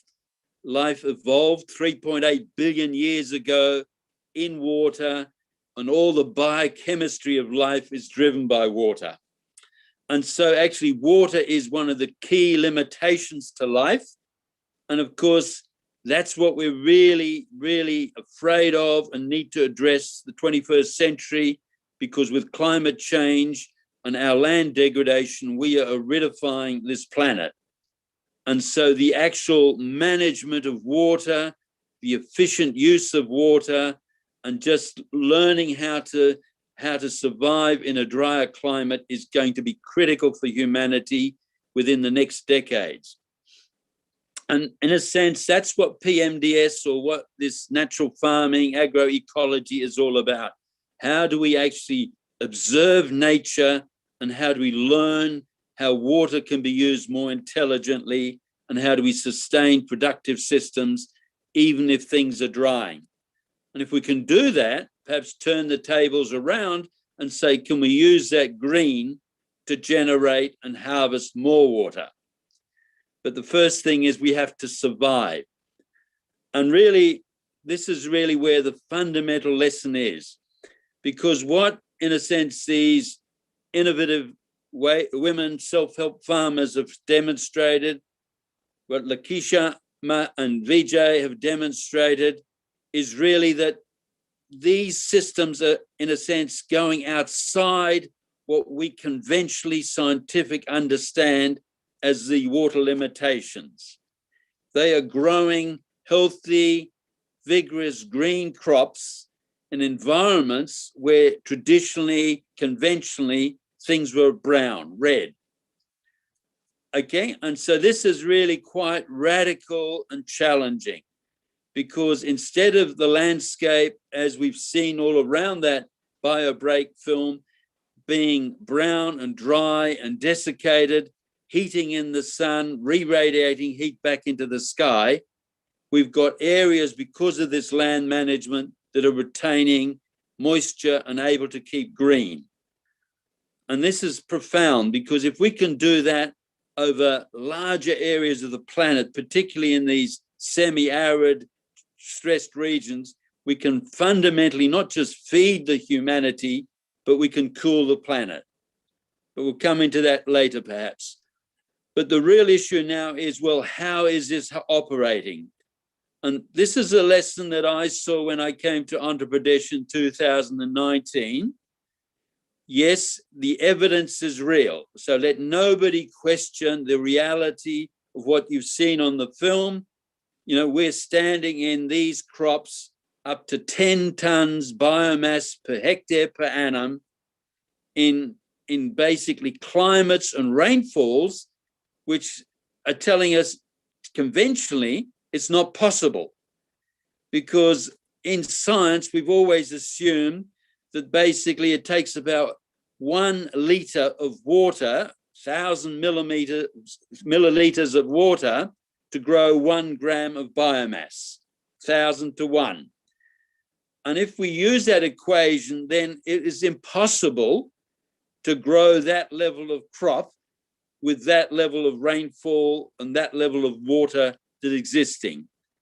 And so what, in a sense, PMDS and this agroforestry is showing, as in nature, there are actually far more sophisticated, clever ways that nature, plants, uses and harvests water. And if we can learn how these processes work and how to reapply them, then the potential exists to actually grow more crops, but also to grow crops and green cover for longer across these vast areas, these 5 billion hectares of man-made desert and wasteland. And by doing that, meet our food security, but also naturally and safely cool the planet. So this is really quite profound, because we now have perhaps potentially a tool, an agency that allows us to regenerate, to rehydrate, to regreen, to cool. So the question we then had when we went to Andhra Pradesh, and again, it's shown beautifully in each of these slides we've seen for the last hour. Wow, how does nature do this? What are the processes, and can we understand them? And of course, it's that brainstorming and analysis and diagnostics that we undertook when we were in Andhra Pradesh. And basically, it's the conclusions and the lessons from that that actually give us the tools, open the doors to a future agriculture globally. And it's quite profound, because when we look at it, we sort of say, well, what have we done? We've added mulch, organic matter, we've added seeds, we've added microbial inoculum, we've added biostimulant, and we've put those into that situation. And as a consequence of those additions, none of which are earth-shaking, we've now created this 10 tons per hectare per annum green crop in an environment which we would traditionally say it's not possible. And so what are the processes involved? And so if we analyze them step by step, it's really quite enlightening, powerfully enlightening. See, the first thing is actually germination. We have a seed, and of course that seed to germinate needs water. So if it hasn't rained, where does it get its water from? But if we've got organic matter, and if we've got microbes active around that seed, those microbes can break down that organic matter and actually recreate metabolic water. Okay, just listen it again. By the microbes breaking down some of that added organic matter, that in itself generates water. And of course, the science and the physics is very clear. It's the reverse of photosynthesis. In photosynthesis, we take 6 grams of CO2 and 6 grams of water, and we create, in a sense, 1 gram of carbohydrate, which is, of course, a bigger molecule with bigger structure. But if we go the other way around, we take that 1 gram of carbohydrate, or that 1 mole of carbohydrate, the molecular weight of that carbohydrate in grams, and we break that down, and we can regenerate 6 grams of CO2, which is respiration, but we also regenerate 6 grams of water. Okay, and so we've got to look at now organic matter not just as stored carbon, which is what we do in all our accounting. We're storing CO2 or carbon. We're also, of course, storing solar energy in that organic matter. So we have the energy for life stored in that organic matter. But actually, we're also storing 6 grams of water when we break down that organic matter. And that's enough water for that seedling or that seed to imbibe, to germinate, and to grow. And in a sense, we can show that, yes, that's exactly what's happening in these crops. Even though it hasn't rained, here is water being generated through these natural microbial and biological processes to allow germination. But it goes further than that. Second point. Once that seedling root is growing in these healthy soils with high microbial activity, they will rapidly form symbioses with the mycorrhizal fungi that are in that soil inoculum.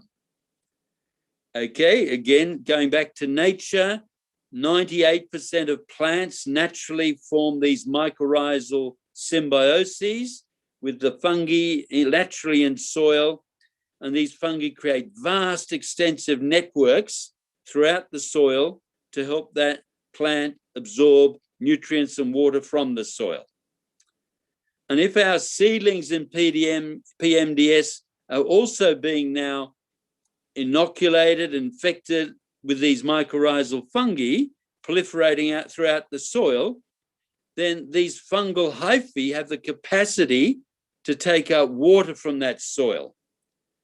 But what science has already quite clearly confirmed, these mycorrhizal fungi can take up water from soil, from water films around soil particles at way below the wilting point potential of plants. So while plant roots, through their transpiration tension, can take up a certain quantity of water from soils, these mycorrhizal fungi can take up much more water because they've got much closer, intimate contact with those soil surfaces, the water films around those soil surfaces. And so there's a second form of symbiotic water through the mycorrhizal fungi, way below the wilting points of plants.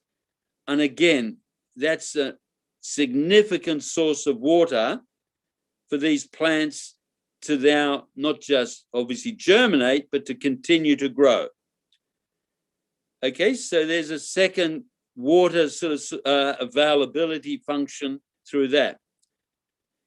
The seedlings that are then being grown and basically growing up into the air, generally speaking, are very, very high. They have very high root shoot ratios. Okay, arid zone plants often have a root shoot ratio of 10:1. This contrasts with horticultural, industrial, agricultural plants that might have a root shoot ratio of 1:10. So there may be 100-fold difference in root shoot ratios between natural arid zone plants and what we usually grow in conventional cropping. And because of that root shoot ratio, the actual osmotic concentration, the turgor pressure in the shoots of these arid zone plants is often extremely higher. And we can measure that with Brix readings, for example. And that higher osmotic potential in the shoots of these arid zone plants are actually able to hygroscopically absorb water from the air every night. And again, we know that from natural desert plants, cacti, salt bushes, cucurbits, all the plants that are growing naturally in deserts, a significant number of them are harvesting water every night from the air, up to 1 to 2 millimeters of water from the air. So you may be in a desert, but there may be up to 200 millimeters, 8 inches of water a year that those plants are harvesting.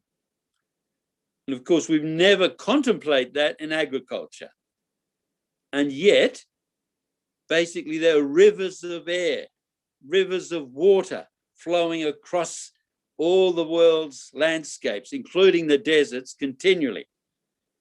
And that air can hold up to 5% water by weight, 50,000 parts per million. So in a sense, we have water continually flowing across the planet, but of course, we're not using it except in these desert plant situations, in these natural desert vegetation strategies.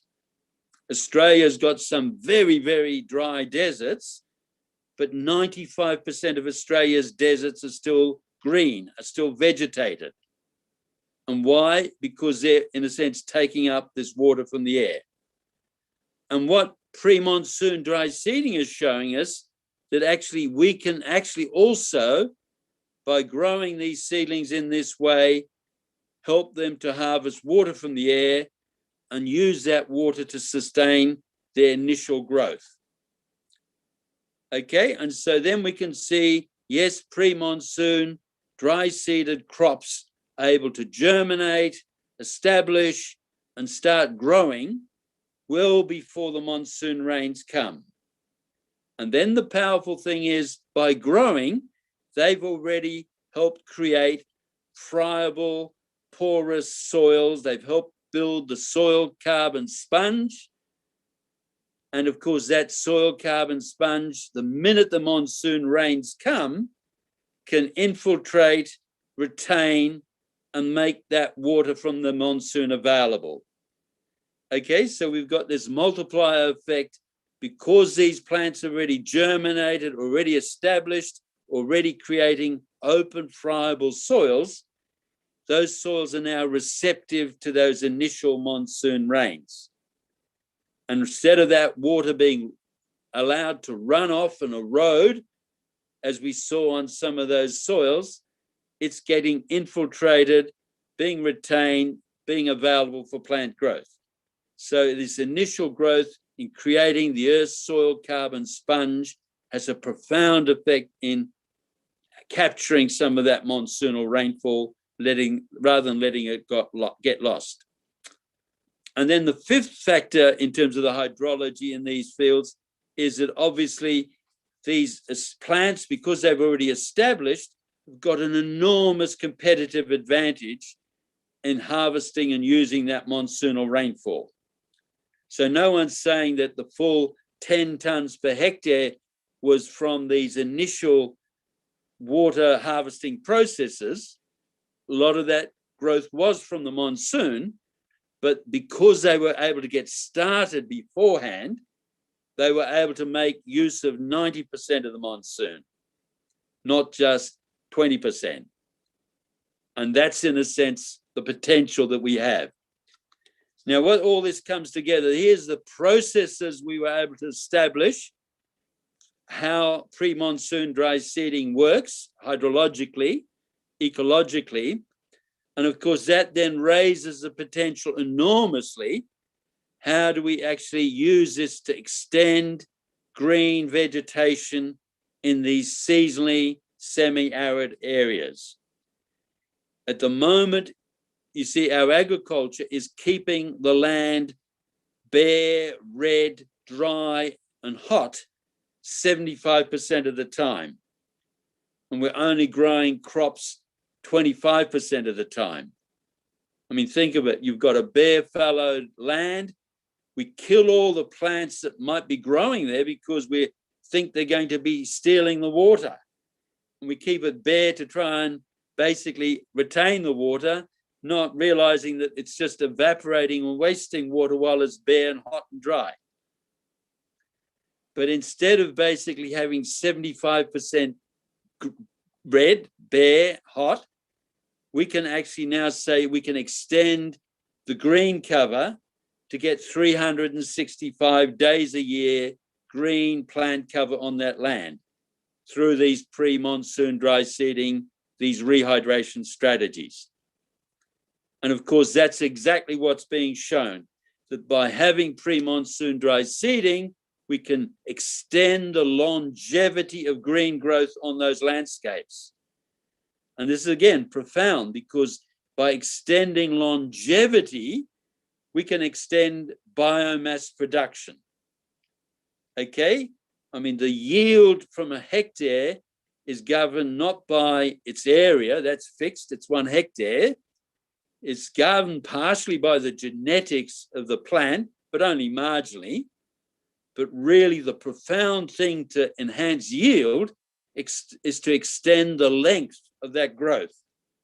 So rather than just growing for 20 days after a rainfall event, if we can capture that rain, retain that rain, we can grow for 200 days from that same hectare, from that same rainfall event. Now, that's a 10-fold yield productivity dividend, 1,000%. The Green Revolution never dreamt of anything more than 50%. And yet, here's 1,000% productivity potential through extending the longevity of green growth through pre-monsoon dry seeding. So the potential to enhance yields, to enhance resilience, to enhance productivity is profound. The potential to extend this now across vast areas of seasonally arid landscape is profound. And this comes into the evidence that we also saw of this question of perenniality. Okay, how is it that basically crops that we have assumed were annuals, sugarcane, cotton, castor oil, etc., some of the actually pulses, where we've basically assumed that, yes, we have to plant them every year. Under pre-monsoon dry seeding, they've sort of said, thank you very much. I've got such a wonderful root system. I've got such a wonderful symbiotic interface between the soil and the plant. And I'm not stressed, therefore I don't have to die, but I can simply basically reshoot. And so now we're in a position where we can have basically stems regenerating, new colons coming up, new basically stolons, sorry, not colons, new stolons coming up, new tillers coming up, and not wasting all that energy to regrow a new root system, and instead putting that energy into more yield.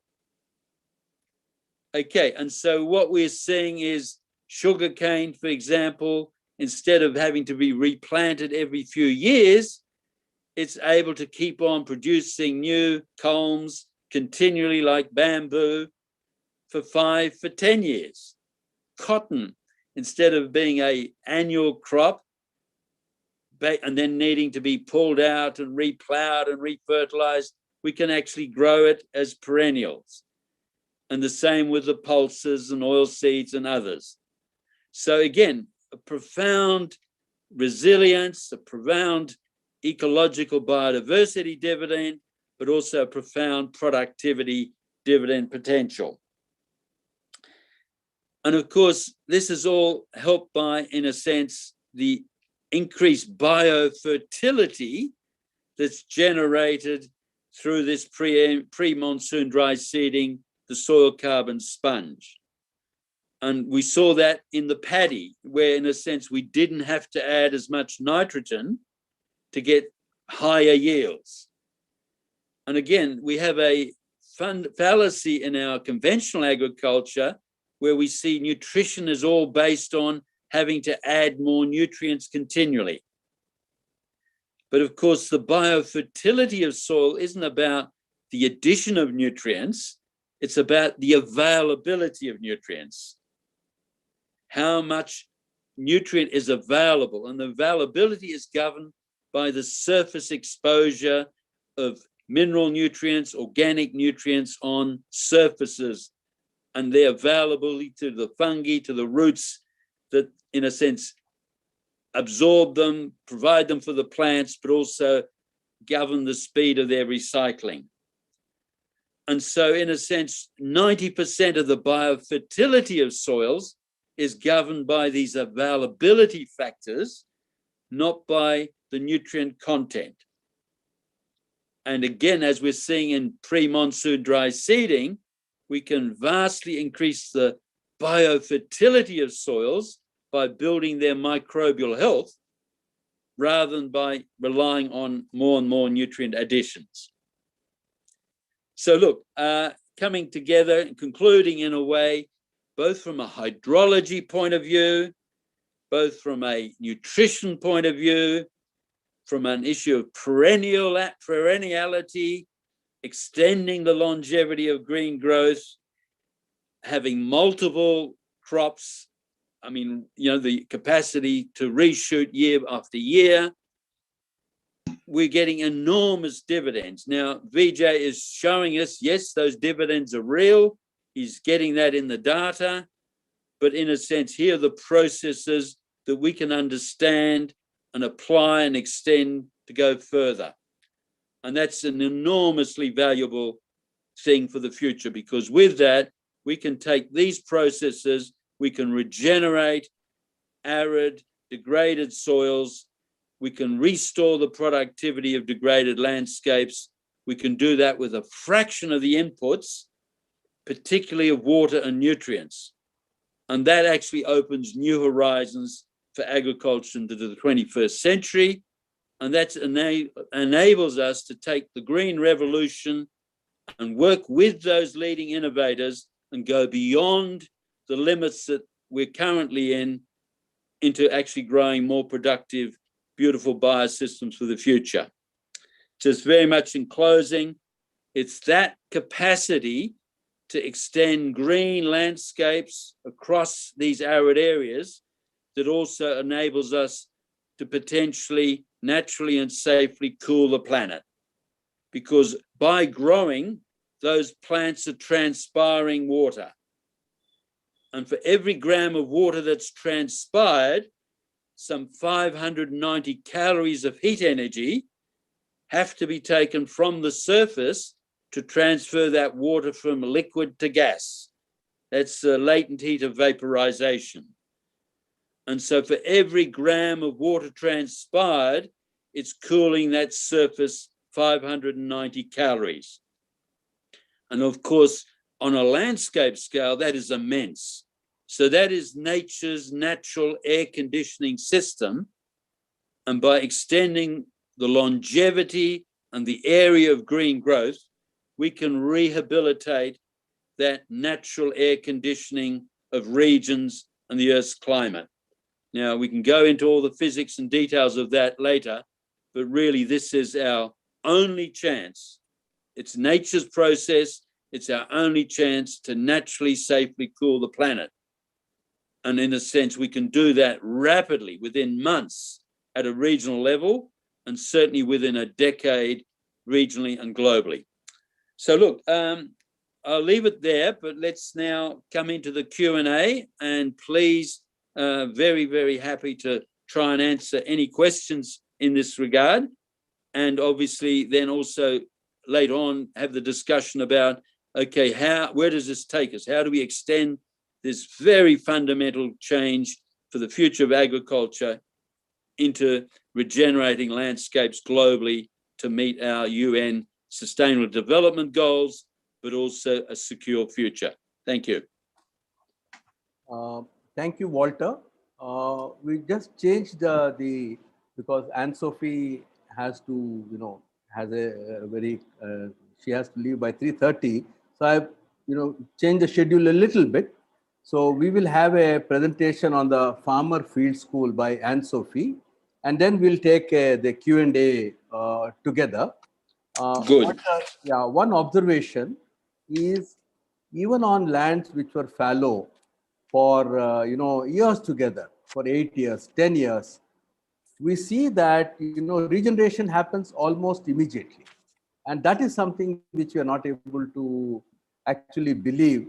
But the Mother Nature is so kind to us that this restoration is not something which happens after decades, but is able to happen in just a matter of months. So that is really the kind of energy that these farmers are giving us, changing our entire outlook on life. Yeah, but look, Vijay, I mean, actually, if I just answer that very quickly, it's very important, because basically, no, that land is able to regenerate that rapidly because what you're doing, you see, because you're adding the organic matter, you're adding the microbial inoculum that nature uses, you're adding the biostimulants, and of course, you're adding the seeds that are then fixing the carbon, that are giving the exudates to those microbes in the soil to restart all those natural microbial processes that Mother Nature uses. And in a sense, that combination of, your preparations is what's actually triggering and driving this change. If you didn't add those, then no, it will take a decade at least for nature slowly to try and restart each of those situations, right? So what you're doing is you're actually serving Mother Nature and helping her put those elements back in play, so it doesn't take her so long to do that herself. That's really great. Thank you, Walter. I mean, it's your, as always, so inspiring to listen to you. And the greatest advantage is that you put it in such simple terms. So, and our people who are translating in Telugu, English, almost 1,000 of our participants, watching, will be understanding this. It's such a rare opportunity for them, for all of us, to listen to somebody of your eminence directly, no transmission losses. So it's really a great opportunity, and you put it in such simple words. So thank you so much. We'll come back to you on Q&A. Now I'll request Anne-Sophie, because all of you know that knowledge is one part, but how does it lead to behavior change? So what are those processes?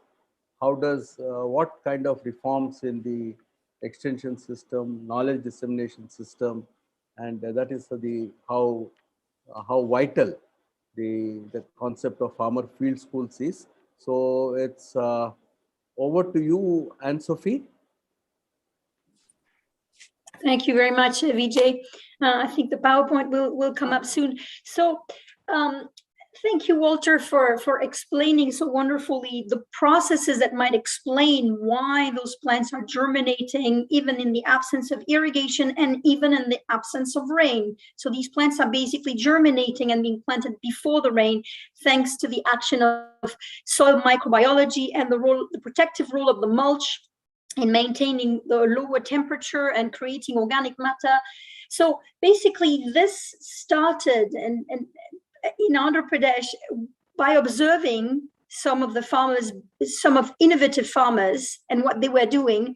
And as well as listening to Walter's video remotely, Vijay had an intuition that something was there that could explain what was actually practiced long time ago in ancient practice. And then some young natural farming fellows tried it out on pieces of land that they had taken on lease, and it basically seemed to be working. And it wasn't exactly clear what was happening, but the program sort of kept at it and kept trying on the same time to practice it and encourage farmers to practice on small plots of land, and at the same time dig into the science of what could explain that these crops were there in the absence of the water that we thought theoretically was needed for these plants to be green. And so basically so Walter's explained very wonderfully some of the explanations that we can come to. And in November 2019, we invited Walter to India. We had the great privilege of, as I feel, being able to bring him to India, together with a great educator, Didi Pershouse.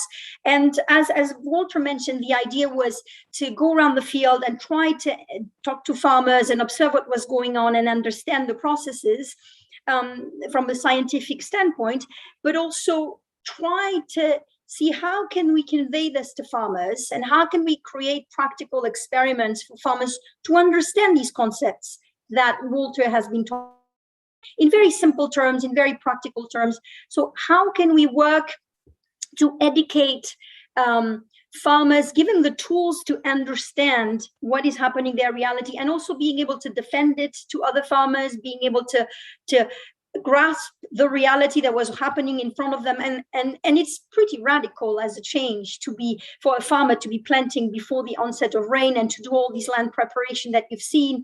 So we believe that farmers need to be empowered to understand these concepts, and farmers are perfectly able to grasp a lot of very advanced scientific concepts, and there's an innate intuition also in what farmers are doing. So this is why we're working also with something called farmer field schools as platforms for farmers to understand the science behind farming. So why farmer field schools?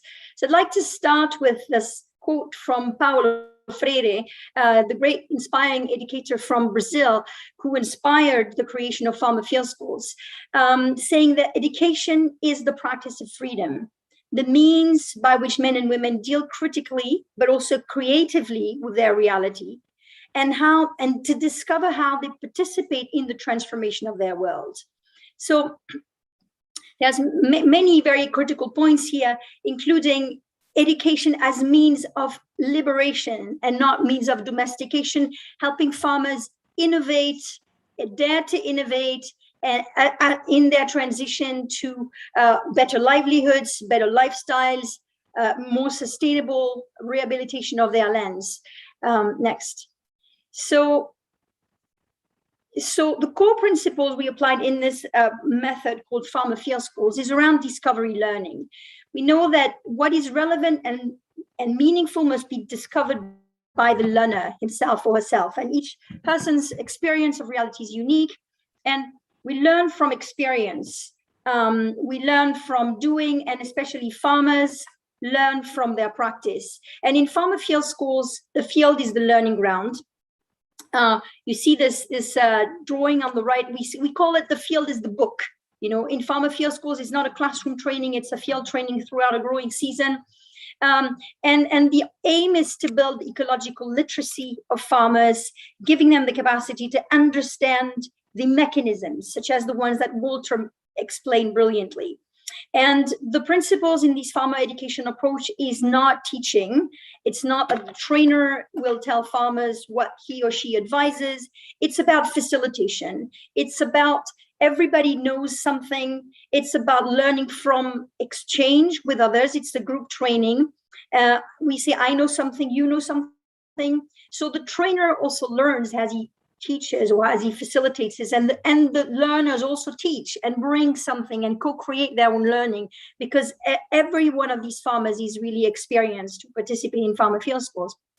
And so the aim of farmer field schools is for farmers to gain expertise and make informed decisions, working through group learning methods, problem identification, ranking, etc. And basically, that means all farmers working side by side, regardless of gender, regarding of caste or religion. And we've observed wonderful cohesion being born out of these field schools also in Andhra Pradesh. Can you move to next? So this is a slide I borrowed from our friend Fergie Sinclair, chief scientist at Sci4 ICRAF, from the report on the high-level panel of experts on agroecology. So basically the transitions of agroecology, you see here on this, like these principles of agroecology, and we could see transitions of agroecology from the first level being increased efficiency of inputs, reducing the use of costly external inputs, and including toxic insecticides, for instance, and pesticides. The second level in this transition to agroecology is the substitution of conventional inputs and practices with agroecological alternatives. So using biopesticides or biological control or biofertilizers, etc. But in this agroecosystem sort of transition, the third level is redesigning agroecosystems, which means away from monoculture, which is not existing in nature and requires and makes plant systems more vulnerable. So this is what the program in Andhra Pradesh is doing really very nicely, is polycropping, crop, livestock, and trees integration, agroforestry systems, which make the systems more resilient and based on synergies between plants, species, and animals above ground, as well as synergies below ground, as Walter explained, with fungal hyphae and microbes underground that help the plant sustain itself. So the fourth level in this transition and the fifth level are at the level of the food systems, larger than the farm or the agro production system. It's about reconnecting consumers and producers locally and building new food systems. So the purpose of, can you move to the next? The purpose of the work that we do in these farmer field schools is to help the program, the farmers, become competent and confident and creative so they can move along these transition, you know, not just reducing the use of external inputs or substituting them with botanical pesticides or biofertilizers, but also increase diversities in the field, redesign their farming systems. You've seen these examples of 22 crops, 24 crops, which is not the traditional way for many of these farmers, and that has also challenges, for instance, in terms of marketing or in terms of complexity. But if farmers understand the reasons and the interactions between these plant species and their benefit with each other, to each other, then they can be, let's say, sustained by their knowledge of their systems into these transitions. So the field schools help deepen the technical knowledge base of facilitators and their decision-making skills. Every field school will be different, and just as every farm and local system is different. So here you see, I showed 13 principles of agroecology. Here you see 10 elements of agroecology. This is kind of the work that is inspiring a lot of the work we are doing. Okay, so farmer field schools as a group, farmer education method were created 30 years ago by FAO in Southeast Asia, initially working on highly pesticide intensive rice systems where pest outbreaks were devastating rice systems as a way to learn about integrated pest management, and they have spread around the world to over 130 countries. And back in June 2019, at the request of the RYSS program and Andhra Pradesh, we started supporting the program in a pilot, initially in the Guntur district, with 11 natural farming fellows, young graduates from working in the program on a completely agroecological system. And we designed with them and with their knowledge of farmers and of farms, and with farmers, 14-week training sessions, and trained around 125 of them as farmer field school facilitators. Next, yeah. So then in 2020, 2021, we trained 33 master trainers. So the master trainers will be the ones that will train these new facilitators. So we're now building a cadre of trainers from within the RYSS program. And the goal by 2022-23 is to have about 1,000 facilitators and 1,500 FFS at least.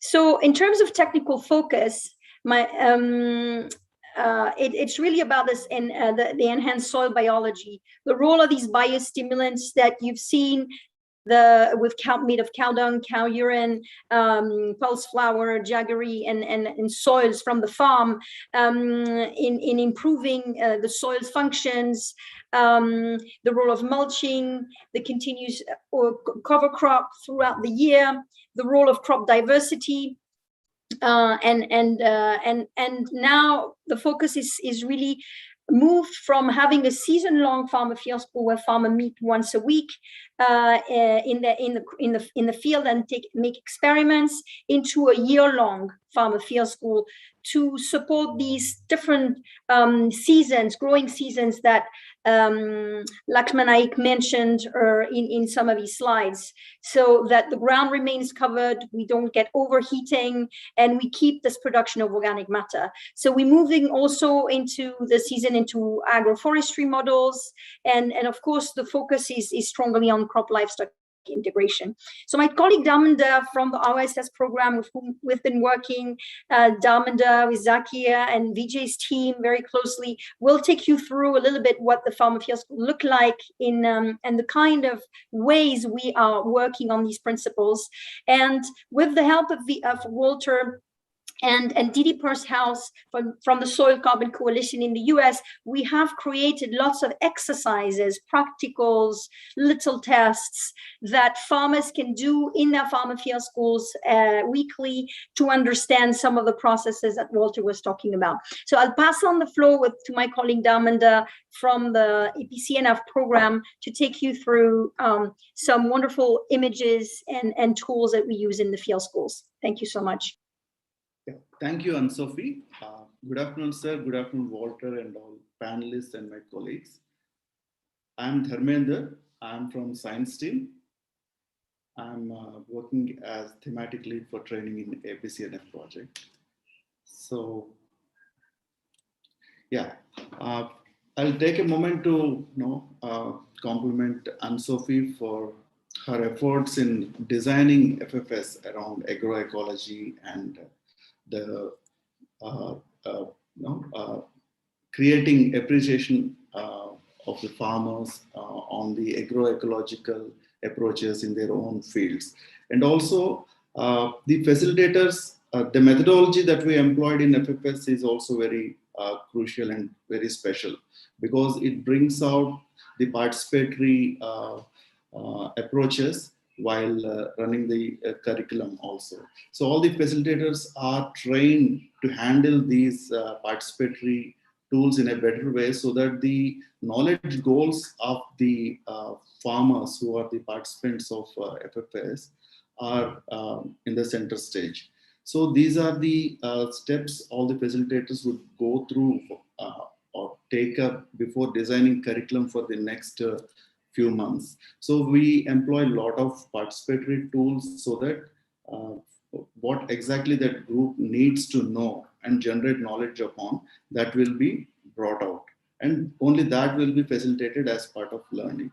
That it also provides insights for the facilitators to what subjects to go in deep, what kind of experiments need to be facilitated like that. So the methodology part is also very valuable in this FFS. Typically, our FFS session runs for 2 to 3 hours with these steps. You start with a pledge or prayer and a recap of the previous week's work. And the heart of it is agro-ecosystem analysis, that activity where the group of FFS participants would break down into subgroups and go to their respective study sites and make biometric observations and all kinds of observations and present their observations in the form of a poster and discuss their findings before the other groups. So that's how group generates knowledge in different study sites, what is happening in the same location. So it clearly brings out the differences or impacts of certain management practices on their soils and water and organisms and crop performance like that. And later, some icebreakers and learning-oriented group dynamics are there, role plays are there, and to make it more participatory and also some fun in the entire session. And also special topics are dealt for a brief 10 to 15 minutes of time, which matches with the crop stage, and the relevance is matched like that. And recap and conclusion. This is how each session will last for 2 to 3 hours. So, like I said, agroecosystem analysis is the heart of FFS. So, important biometrics like focused on to appreciate cover cropping and diverse cropping like that. So, in each situation, we have ensured that one study site will be of 100% natural farming practices with PMDS and diversity and cover crop. And second one could be in a stage where farmers are slowly graduating to that level. So they haven't reached there. And third one will be like conventional plot where normal chemicals are there. And fourth will be like the experimental plots the group themselves have designed. So every week, groups study those sites and come up with observations, and they make note of what is the moisture availability in the soil, how many soil organisms are there, soil earthworms kind of thing, and what is the root depth, how densely roots are growing. That kind of observations they'll come and make. So this will lead all the group members to appreciate how a particular management practice is resulting in the outcome in their own fields. So some of the questions that all the participants will pursue is, what is the soil water holding capacity in a mulched versus bare soil, and whether or not there is a perceived impact of using biostimulants and their frequency, and whether seed pelletization is actually helping, okay, and what is weed emergence in a mulched situation, so on and so forth, okay. So for this to happen, we invest a lot on capacity building.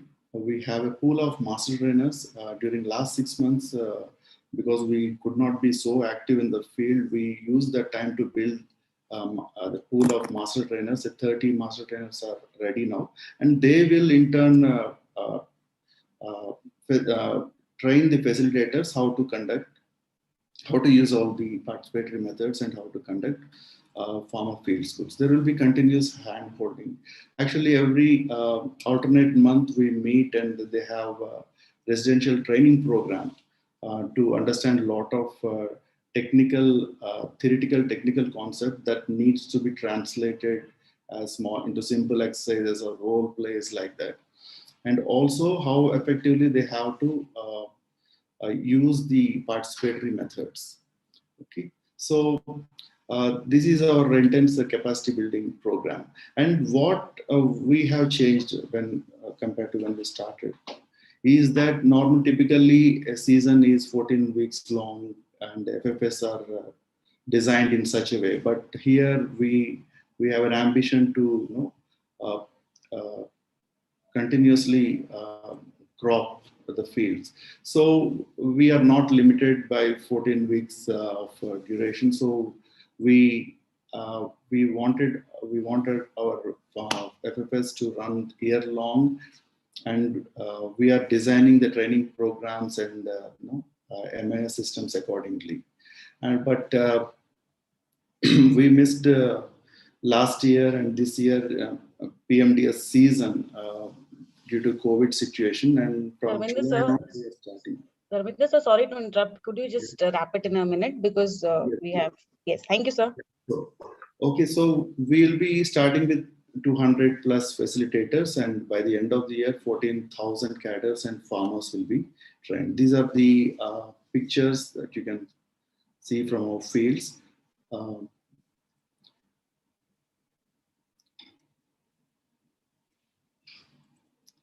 The knowledge assessment of the group initially and at the end of the season, and how they take up agroecosystem analysis, and some practical exercises to understand scientific concepts,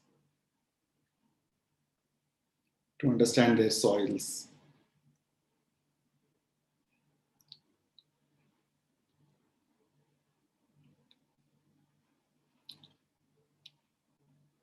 And how root lengths are varying under different management systems.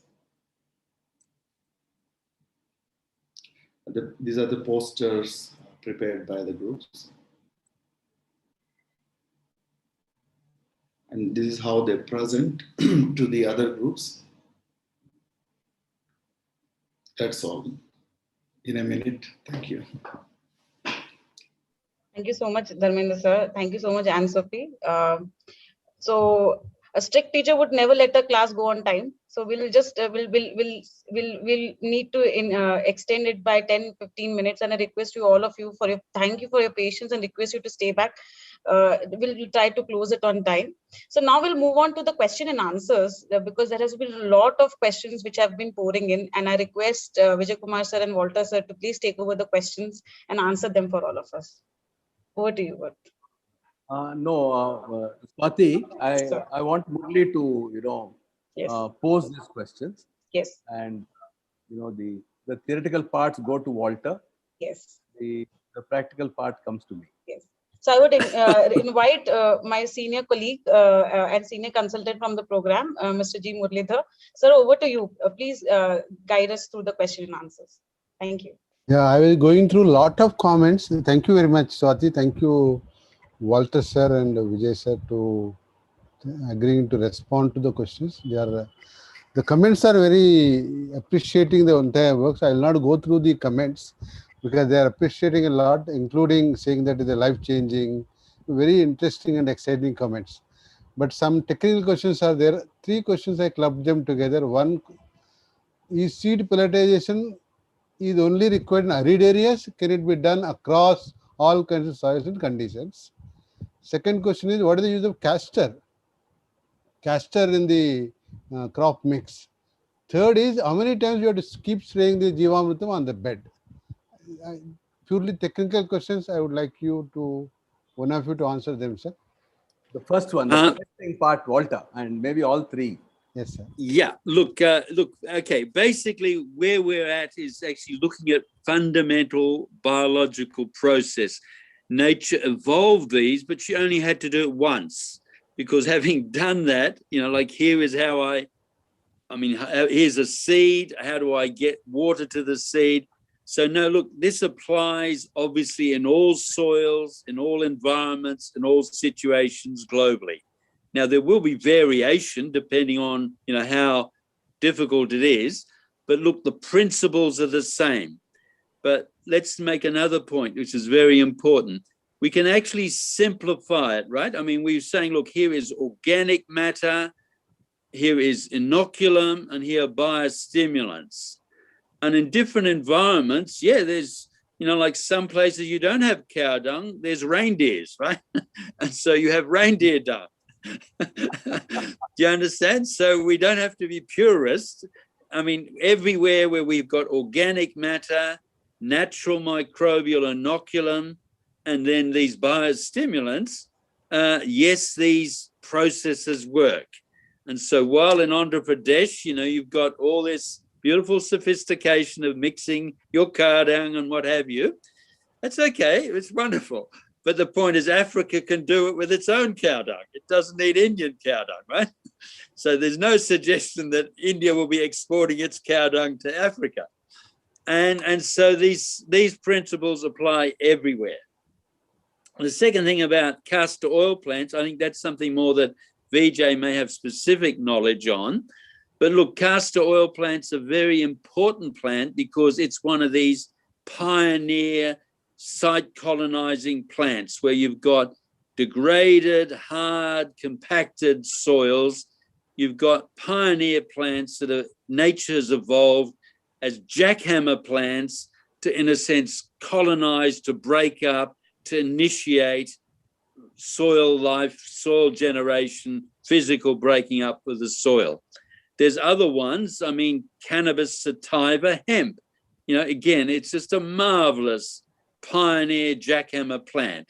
So are thistles, and in fact, most of these plants we define in agriculture as weeds because they are obviously able to grow in these degraded habitats. But so basically, no, there's nothing unique to my knowledge about castor oil, but it is in the category of this pioneer plant, this jackhammer plant. As far as weeds, it's very important to mention, look, there are no such things as weeds in nature. Plants grow. By growing, they change their soil environment and they actually create healthier soil that by definition exclude themselves.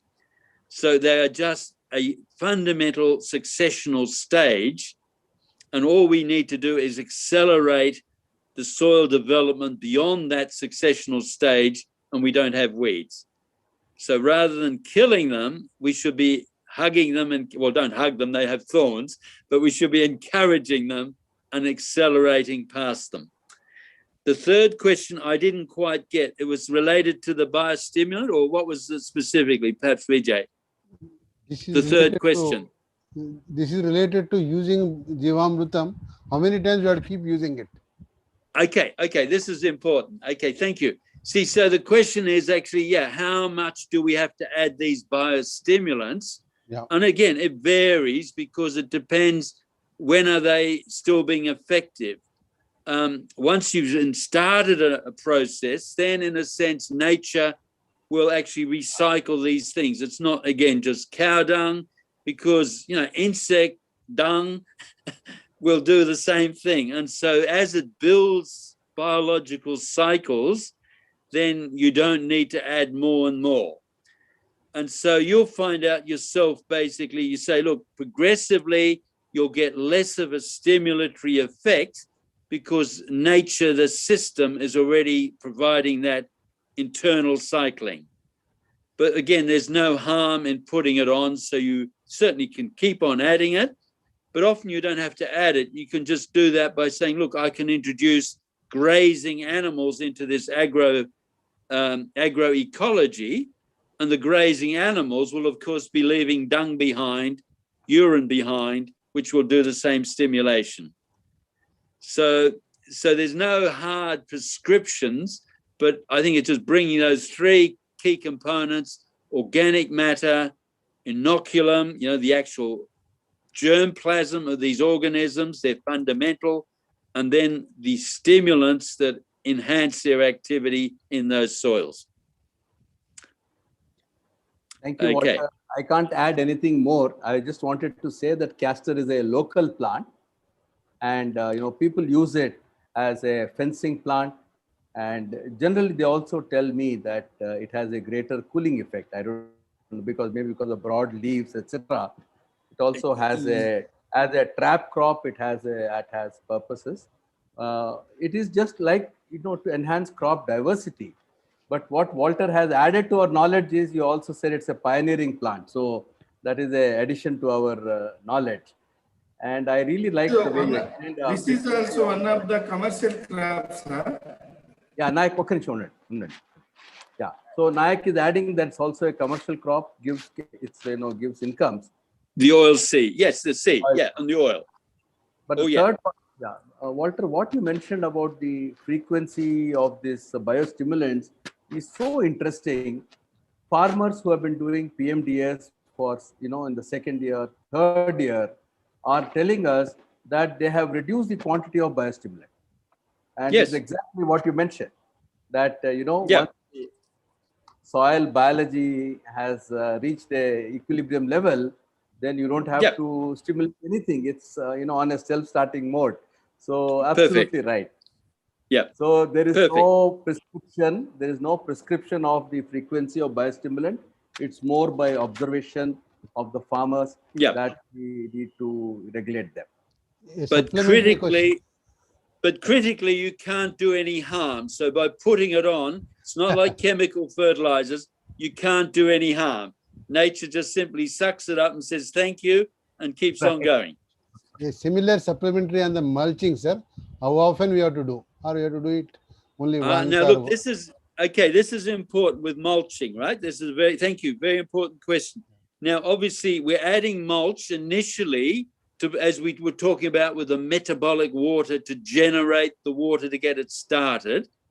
But at the moment, you see, you don't need to add 3 tons per hectare as you do with the groundnut shells, because what we're doing with pelleting, and we saw that wonderfully as we pellet the seeds, can we basically put that organic matter around the seed? So can we get away with, as we said, here's a pea-sized seed pellet. Does it have enough organic matter to already provide enough water for that seed? So instead of having 3 tons per hectare, can we reduce the amount of organic matter needed? Because if we're going to be regenerating large areas of desert, we may not have 3 tons per hectare. We certainly won't. But can we do it with, 30 kilograms per hectare? And the answer is yes, we can, if we pellet it intentionally, wisely. The other thing about mulch, of course, mulch is very valuable because it shades and protects the soil, stops it desiccating, stops it heating, stops it eroding by wind and water. And so a mulch cover or any cover is very valuable. And again, you have to say, how much do you need? Well, the more the better. But again, you don't need 3 tons. If you can get sort of, 300 grams per square meter, it's better than nothing.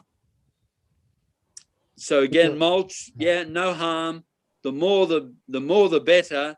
But even if you've only got a very modest amount, it has a significant benefit. We want to hear a comment from Walter, sir. There's a question. There's a comment saying that pumpkins have become perennial crops. Now, so is that a possibility? Seasonal crops become perennial crops under this work? Seasonal crops become perennial crops? Oh, yeah. No, look, this is in a sense exactly what you're demonstrating, and it was surprising but wonderful because, look, it's very simply an annual crop basically has a stressed root system, and when it gets stressed, it puts all its energy into producing seed so it can survive. Okay. But if the root system is still vigorous and healthy because it isn't stressed, then it'll produce some seed, but it'll keep on growing. And it basically in nature, there's no need to die. Just like us, if we don't need to die, we won't, right? And it can keep on growing and growing. Now, obviously not forever, because at some point, yes, it will run out of energy, but no, there's no harm. And in a sense, it doesn't have to reinvest. See, it doesn't have to reinvest all that energy in growing a new root system. Absolutely. Actually, there's something very important here. Look, a plant, we see them above the ground, but basically that may only be 40% of the biomass of the plant. 40% of the sugars that the plant produces is what we see above the ground. There's another 30% in the roots, and there's another 30% in the root exudates that the plants exert into the soil to feed their microbes. You see, so 60% of the energy of a plant is invested down under in the soil. And if we don't have to invest that 60% every year, as we do in an annual crop, we can use some of that 60% to increase our yield of seed. And that's exactly why you get these very high yielding perennial crops. So, things like sugarcane, it can keep on growing, new stolons year by year, and just keep on being highly productive. 200 tons of biomass per hectare per annum. Enormous. Thank you, sir. There is a question related to labor. There are 2-3 questions related to labor. weeds can we take those comments? Weeds may add labor. This is from Anita Krishnan, and there is also a question from Jeremy Ferguson. Does the labor in natural farming increase, and how do you handle that? Is there labor for higher input, higher labor input in natural farming, or labor is constraining factor in some manner? So labor-related questions are there on the natural farming. Okay. Well, look, if I answer, please, Vijay. Yeah, start. No, I think the choice is for that of the farmers. If they find that this is giving them more incomes, by putting labor here is giving them more incomes, then I'm sure they will put in labor here. So labor is also an income for the landless poor or for the farmers themselves. So it's a little different, depending on our context. In a highly mechanized kind of a society, this may seem as a cost, but in a society where underemployment is there, this is a income for the farmers. So yes, this has been a question asked by many people, but you see, in our case, 86% farmers are small and marginal farmers. So there is, and there's a lot of underemployment, hidden employment, hidden unemployment. So if they're putting that effort in agriculture and it's giving them good returns, then why not? But as there are bigger farmers want to do this, then we are seeing some innovations in terms of mechanization of some of these processes. So it is obviously a choice of the farmers. And so innovations are required in mechanization. We are seeing bigger farmers mechanizing the process of preparing the biostimulant, doing the sowing, etc. So I think there is each kind of socio-economic category of farmers will have different opportunities, different challenges, and the labor part is something which collectively we will have to deal with, because it means different things for different categories of farmers. Look, and if I just add to that, look, it's very important, more from an ecological point of view. See, yes, there is more labor required initially in the transition, in changing the whole practices and things. So yes, you have to invest more initially to make the change, because you're actually healing, you're repairing, you're regenerating. But then progressively and very rapidly, because it's a perennial system, the inputs become less, and so you don't have as much labor. And so as we saw with permaculture, you end up with actually basically a self-sustaining system. And yes, you'll need a bit more labor because you're going to harvest higher yields. And that's a problem, isn't it? So you need more work to collect the heavier fruit. But that's a good thing. And then you've got to look at labor too as far as the quality, right? Because as you improve the actual quality of life, the nutrition, the health of the people there, then labor is not an investment, labor is a dividend, because you're getting healthier people, right? Right. Sir. And so what I'm getting at is that, and this is partly into Anne-Sophie's point about redesigning agroecologies. Yes, we can actually progressively make them more productive, but per unit of output long term, the labor becomes much, much less, perhaps 20% of what it is. And the quality of that labor is 300% better, because farmers are then happy and healthy rather than committing suicide, drinking their pesticides because they're so indebted. Sir, important question, standard question people ask us, will it feed the population, growing population? Right. Look, very important. Can it feed the population? And we're going to have 10 billion people on this planet. And so can it feed 10 billion? Now, it's a bit of a challenge, because of those 10 billion, some 8 to 10 billion will be living in cities. And so, of course, how do those people in the cities get their food? And the answer is, and as Vijay and you in PMDS and agroecology are showing, yes, you can grow more yields per hectare because of this longevity of green growth, this perenniality, right? So there's no question we can grow the same or higher yields longer with less input. So there is no reason why, by definition, it can not produce more, not feed more people.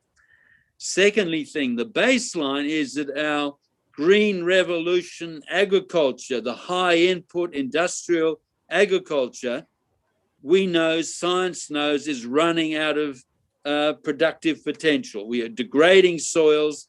We are not going to be able to feed the 10 billion with just status quo, business as usual, green revolution agriculture. So the answer is agroecology, natural farming can deliver the yields. Conventional agriculture by definition can't. So it's relative to that baseline of conventional agriculture, we can say that natural farming is the only thing demonstrated that can actually meet the food needs. The second critical point in this comes to the nutritional integrity of the food. See, we eat not just to get weight, we eat to get nutrients to stay healthy.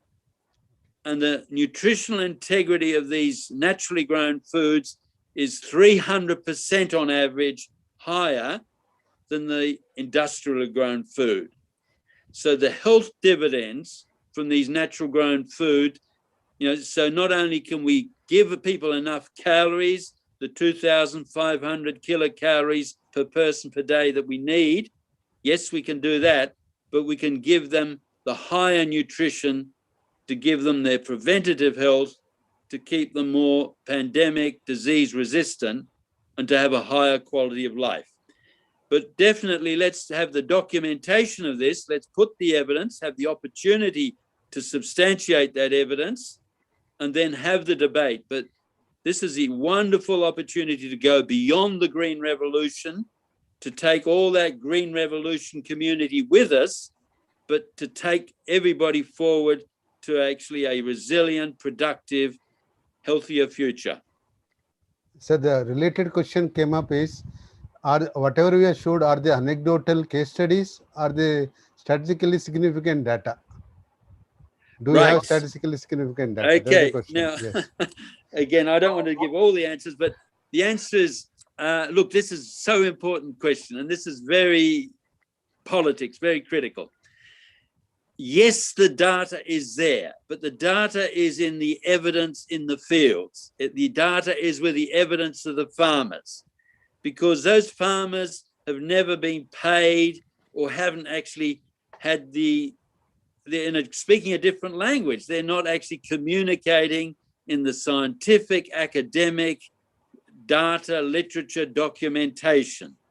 So the data is there, but it's in a form that hasn't been translated to put into the academic, strategic policy environment, because they've never funded that documentation.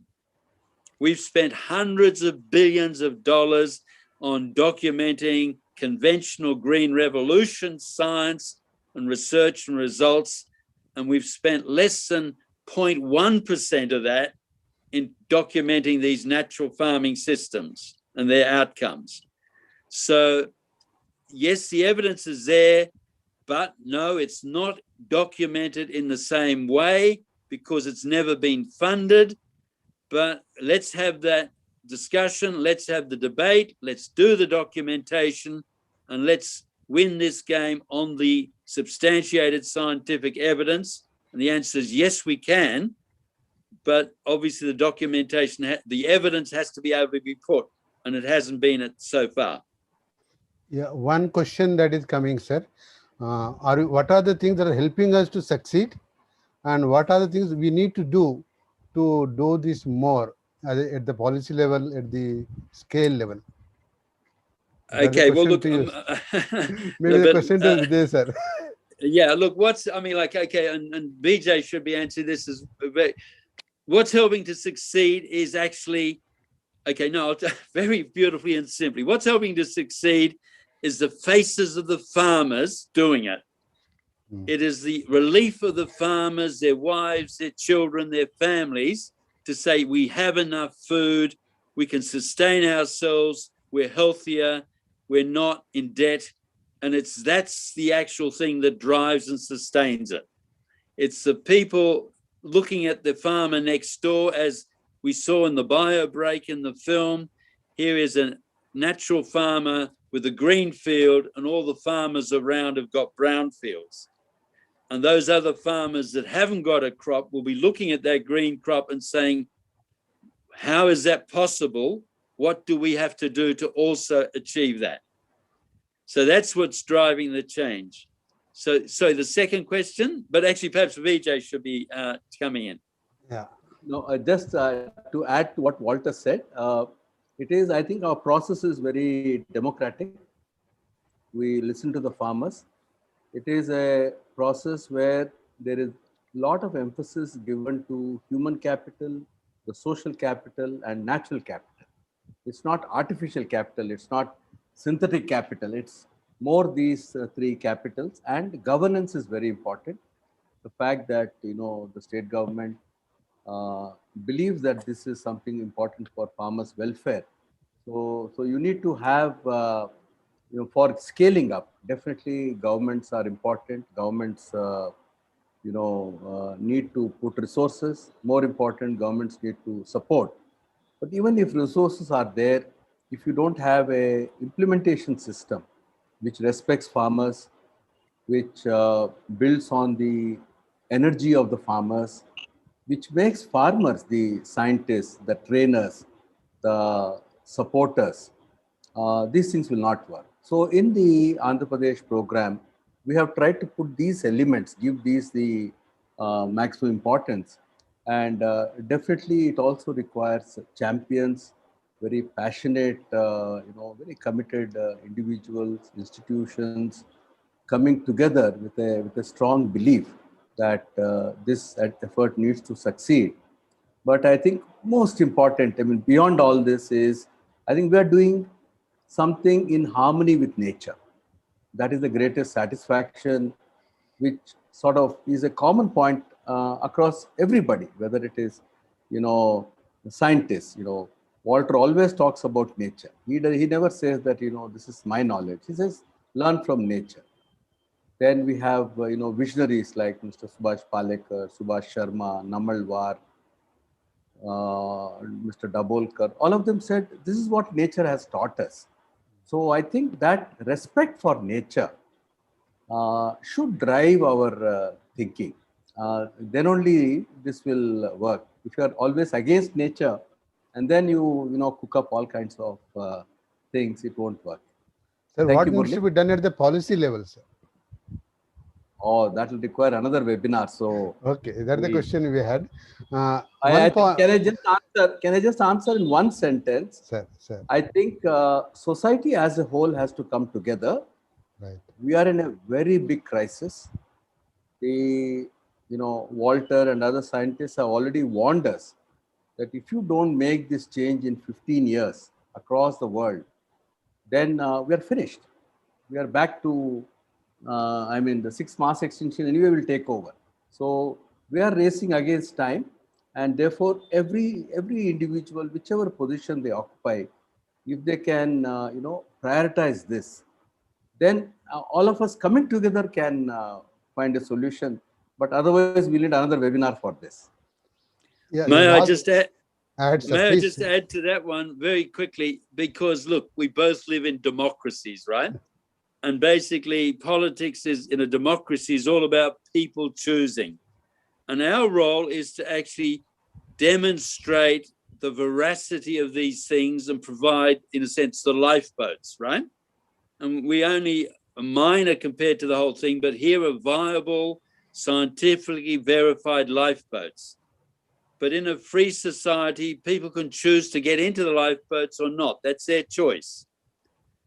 Okay, so the point is, yes, here are the lifeboats for policy change.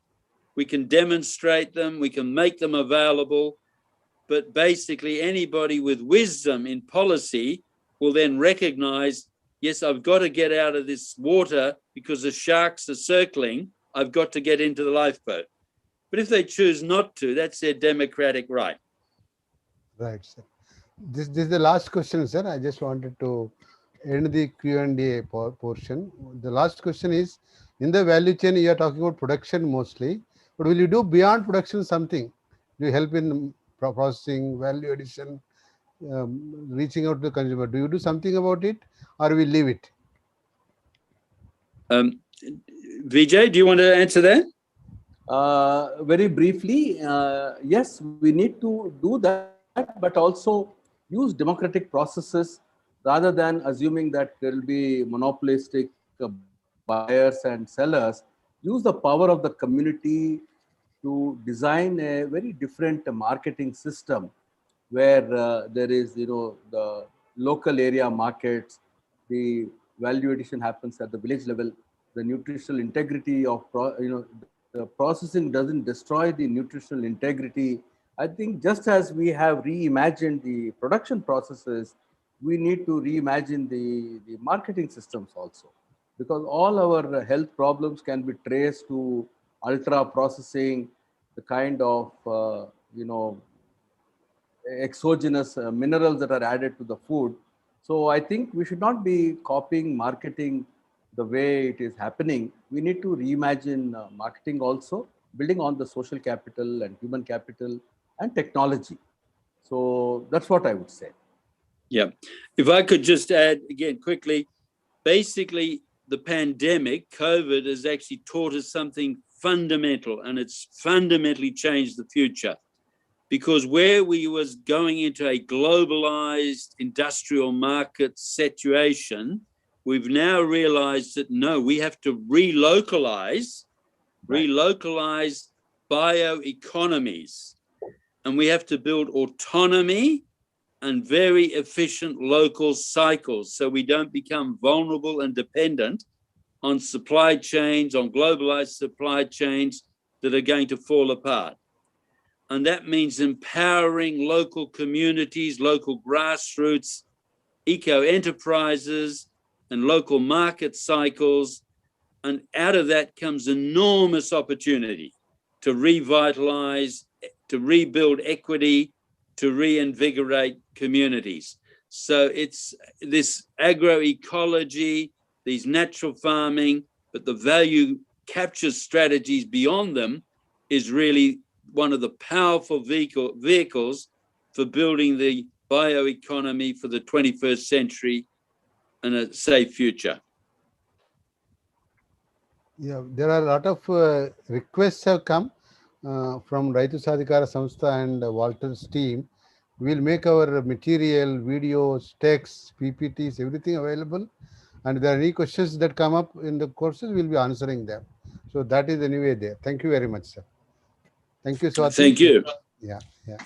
Murli, what next? Swati? And Sophie has left. So Yes. we can conclude now? Or, yeah, okay. Walter, no, just a message from, a message on the master class, sir. We are thinking, based on the discussions today and what we planned, we will have 2-3 more webinars like this in the coming 1 year or so, maybe 3 times or 4 times. That is one. So we'll collect the demand and then respond to the kind of questions people are asking. We respond to that as a webinar. That is one we want to do. Second, we want to do is we are trying to build a master class of actual number of people, maybe 50 to 100 people at AP level. We want to do maybe national level and global level, and we'll be able to do some 10 to 15 sessions, maybe 2 to 3 hour sessions, sandwiched with field work. They'll do practice and come back with their questions, then trials and come back with questions. So we as a group with Walter will be able to conduct the master class for Andhra Pradesh, maybe India, maybe for the world. So exact number of participants will be decided by Walter and his colleagues, but we'll do that as this first step now in this 21-22. This is my immediate response, sir. Walter, sir, you can expand more on this if you want. Well, look, thank you very much, and very, very much agree, because it's actually your questions from these sorts of discussions that are really the important thing, because it's those questions, but not just the questions, but the opportunity to now discuss and debate them and really look at options to those questions. Yeah. As Vijay said, we don't have all the answers. Nature may, but we've got to basically say, look, what are the alternatives? What are the options? What are the pros and cons?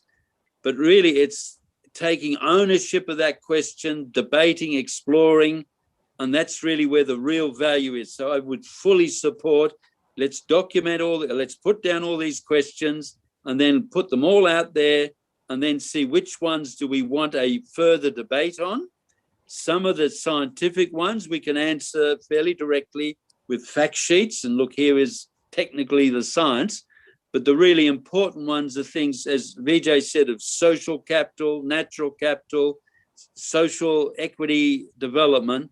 And yes, we should be fostering that debate because that will be really valuable globally. Thank you, sir. Yeah. So I think we're already 10 minutes beyond the schedule, and we have about 370 participants.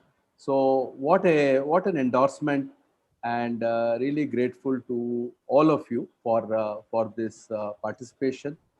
And I saw that Q&A box was also brimming with a lot of questions.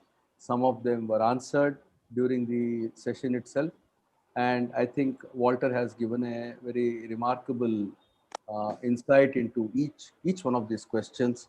And so, Walter, how can we thank you? It's been so wonderful. Your association with us has inspired us, energized us, and and in turn, our farmers are reflecting on it, making their own changes depending on the situation. And we have our officers like Lakshman Nayak and other colleagues who are reflecting on what they have read, what they are seeing in the field. So a very creative process is happening on ground.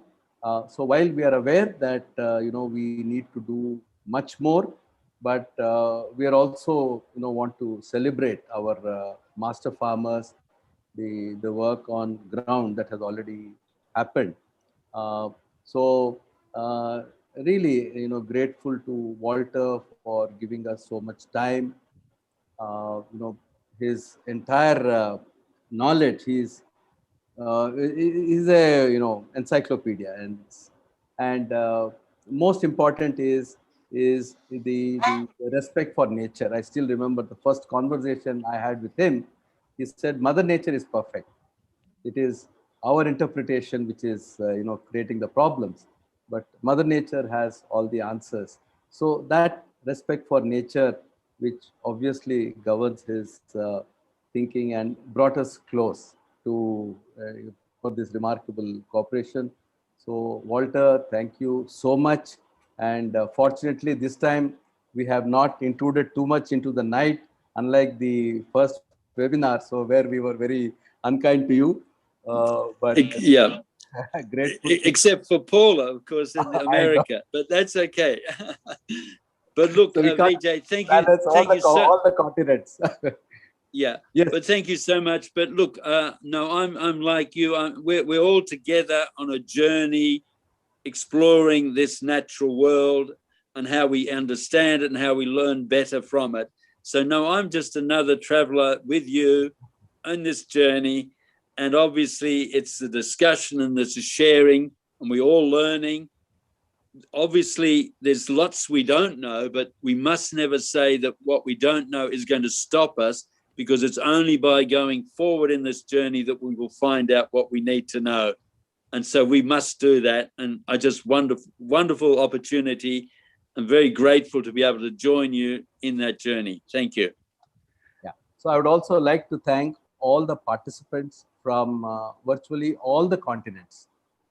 We had North America, South America, Africa, Europe, Asia, and of course, Australia and New Zealand. So it's really such a great opportunity for for this kind of exchanges that have happened. I'm grateful to firstly the farmers of Anantapur, who have shown a path for the whole state, and I can say for the whole world. So the remarkable farmers of Anantapur deserve our salutes. So great appreciation for them, and also great appreciation for Mr. Lakshman Naik, who has, actually translated this onto ground. It is not easy, and initiative and put these ideas together, taken them to the field and learned from the field, made changes. So biggest thanks to our farmers and then Thank you, our sir. farmer trainers. I'll speak in Telugu for some time, Walter, because అందరికీ నమస్కారం. ఇంతవరకు నేను ఇంగ్లీష్లో మాట్లాడాను. ఇప్పుడు మన అనంతపురం రైతులు 110 మంది ఎవరైతే ఏ గ్రేడ్ ఫార్మర్స్ అంటున్నామో వారు నిజంగా ప్రపంచానికే మార్గదర్శకులు. సో అందుకు మీ అందరికీ నా అభినందనలు.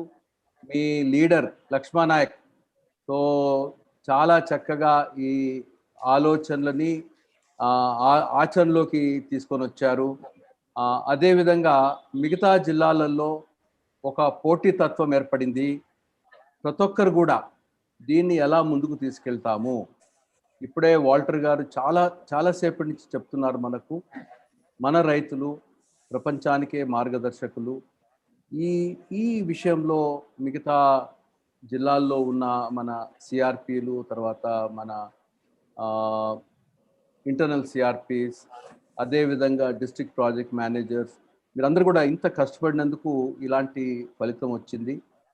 సో ప్రతి సిచ్యువేషన్లో కూడా ఈ పిఎండిఎస్ తర్వాత 365 డేస్ గ్రీన్ కవర్ అమలు చేస్తే మటుకు అది ఒక చాలా గొప్ప విజయం మన రాష్ట్రానికి మరియు దేశానికి.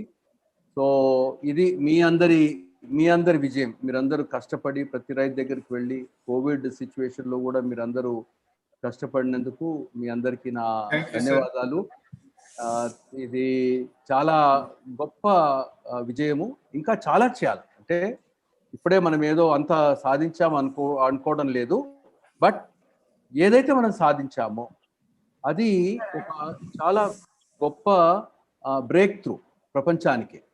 సో అందుకు ముఖ్యంగా మన అనంతపురం బృందానికి ఒక ఎడార్లో ఒక వనాన్ని క్రియేట్ చేశారు. ఒక 12 నెలలు అడవిని తయారు చేసినందుకు అనంతపురం బృందానికి, అదేవిధంగా 13 జిల్లాల్లో మన ఎన్జిఓస్ మీకు అందరికీ. So and then a big thanks to the interpreters. I know you have done remarkable work. Hindi, Telugu, French. I mean, so that whatever Walter is saying, whatever our other participants have mentioned, has been so effectively taken to everyone. So a big thanks to our interpreters and to my entire state team and district team. And thank you, Swati and a small team, Virender, Diksha and Tara, all of you. And really brilliant that seed mixing, seed pelleting video, innovation that you tried to show was really brilliant. So thanks to all of you. And I think, I know we can go on, but we need to now conclude. And definitely Walter, will be with us on this great journey. And we are, grateful to him. And we also need to give him energy by showing some great results on ground, so that this is something which adds to the body of knowledge worldwide. And I also thank all the participants for your questions, for your active participation. And I am sure this the kind of response we have got, we feel we'll see how we can take it forward. So thank you very much, and goodbye to all of you from RYSS. Over to okay. you, Walter. Thank you so much, sir. Thank you so much. everybody? We want the teachers to tell us, is the classroom closed now? Can we close the masterclass? Yes, we can. But thank you very Thank much. you. It's been wonderful. Thank you. And yes, Thank you, let's. sir. We can do this. We can do this. Regenerate Earth. Wonderful. Regenerator. So can I request everybody to just switch on the videos? We can just wave goodbye to each other. All the information will be shared to every registered participant via email in a day's time. And you're invited to connect with us on Twitter, on emails, on any social media platform. And thank you so much for coming. And we shooted by half an hour, but I think none of us are regretting it. Sometimes we need some extra classes to understand better. So thank you so much for all of you joining. Till the next time. Till the next time. Okay. Bye-bye. Thank you. Bye. Bye. Thank you, everyone. Thank you, sir.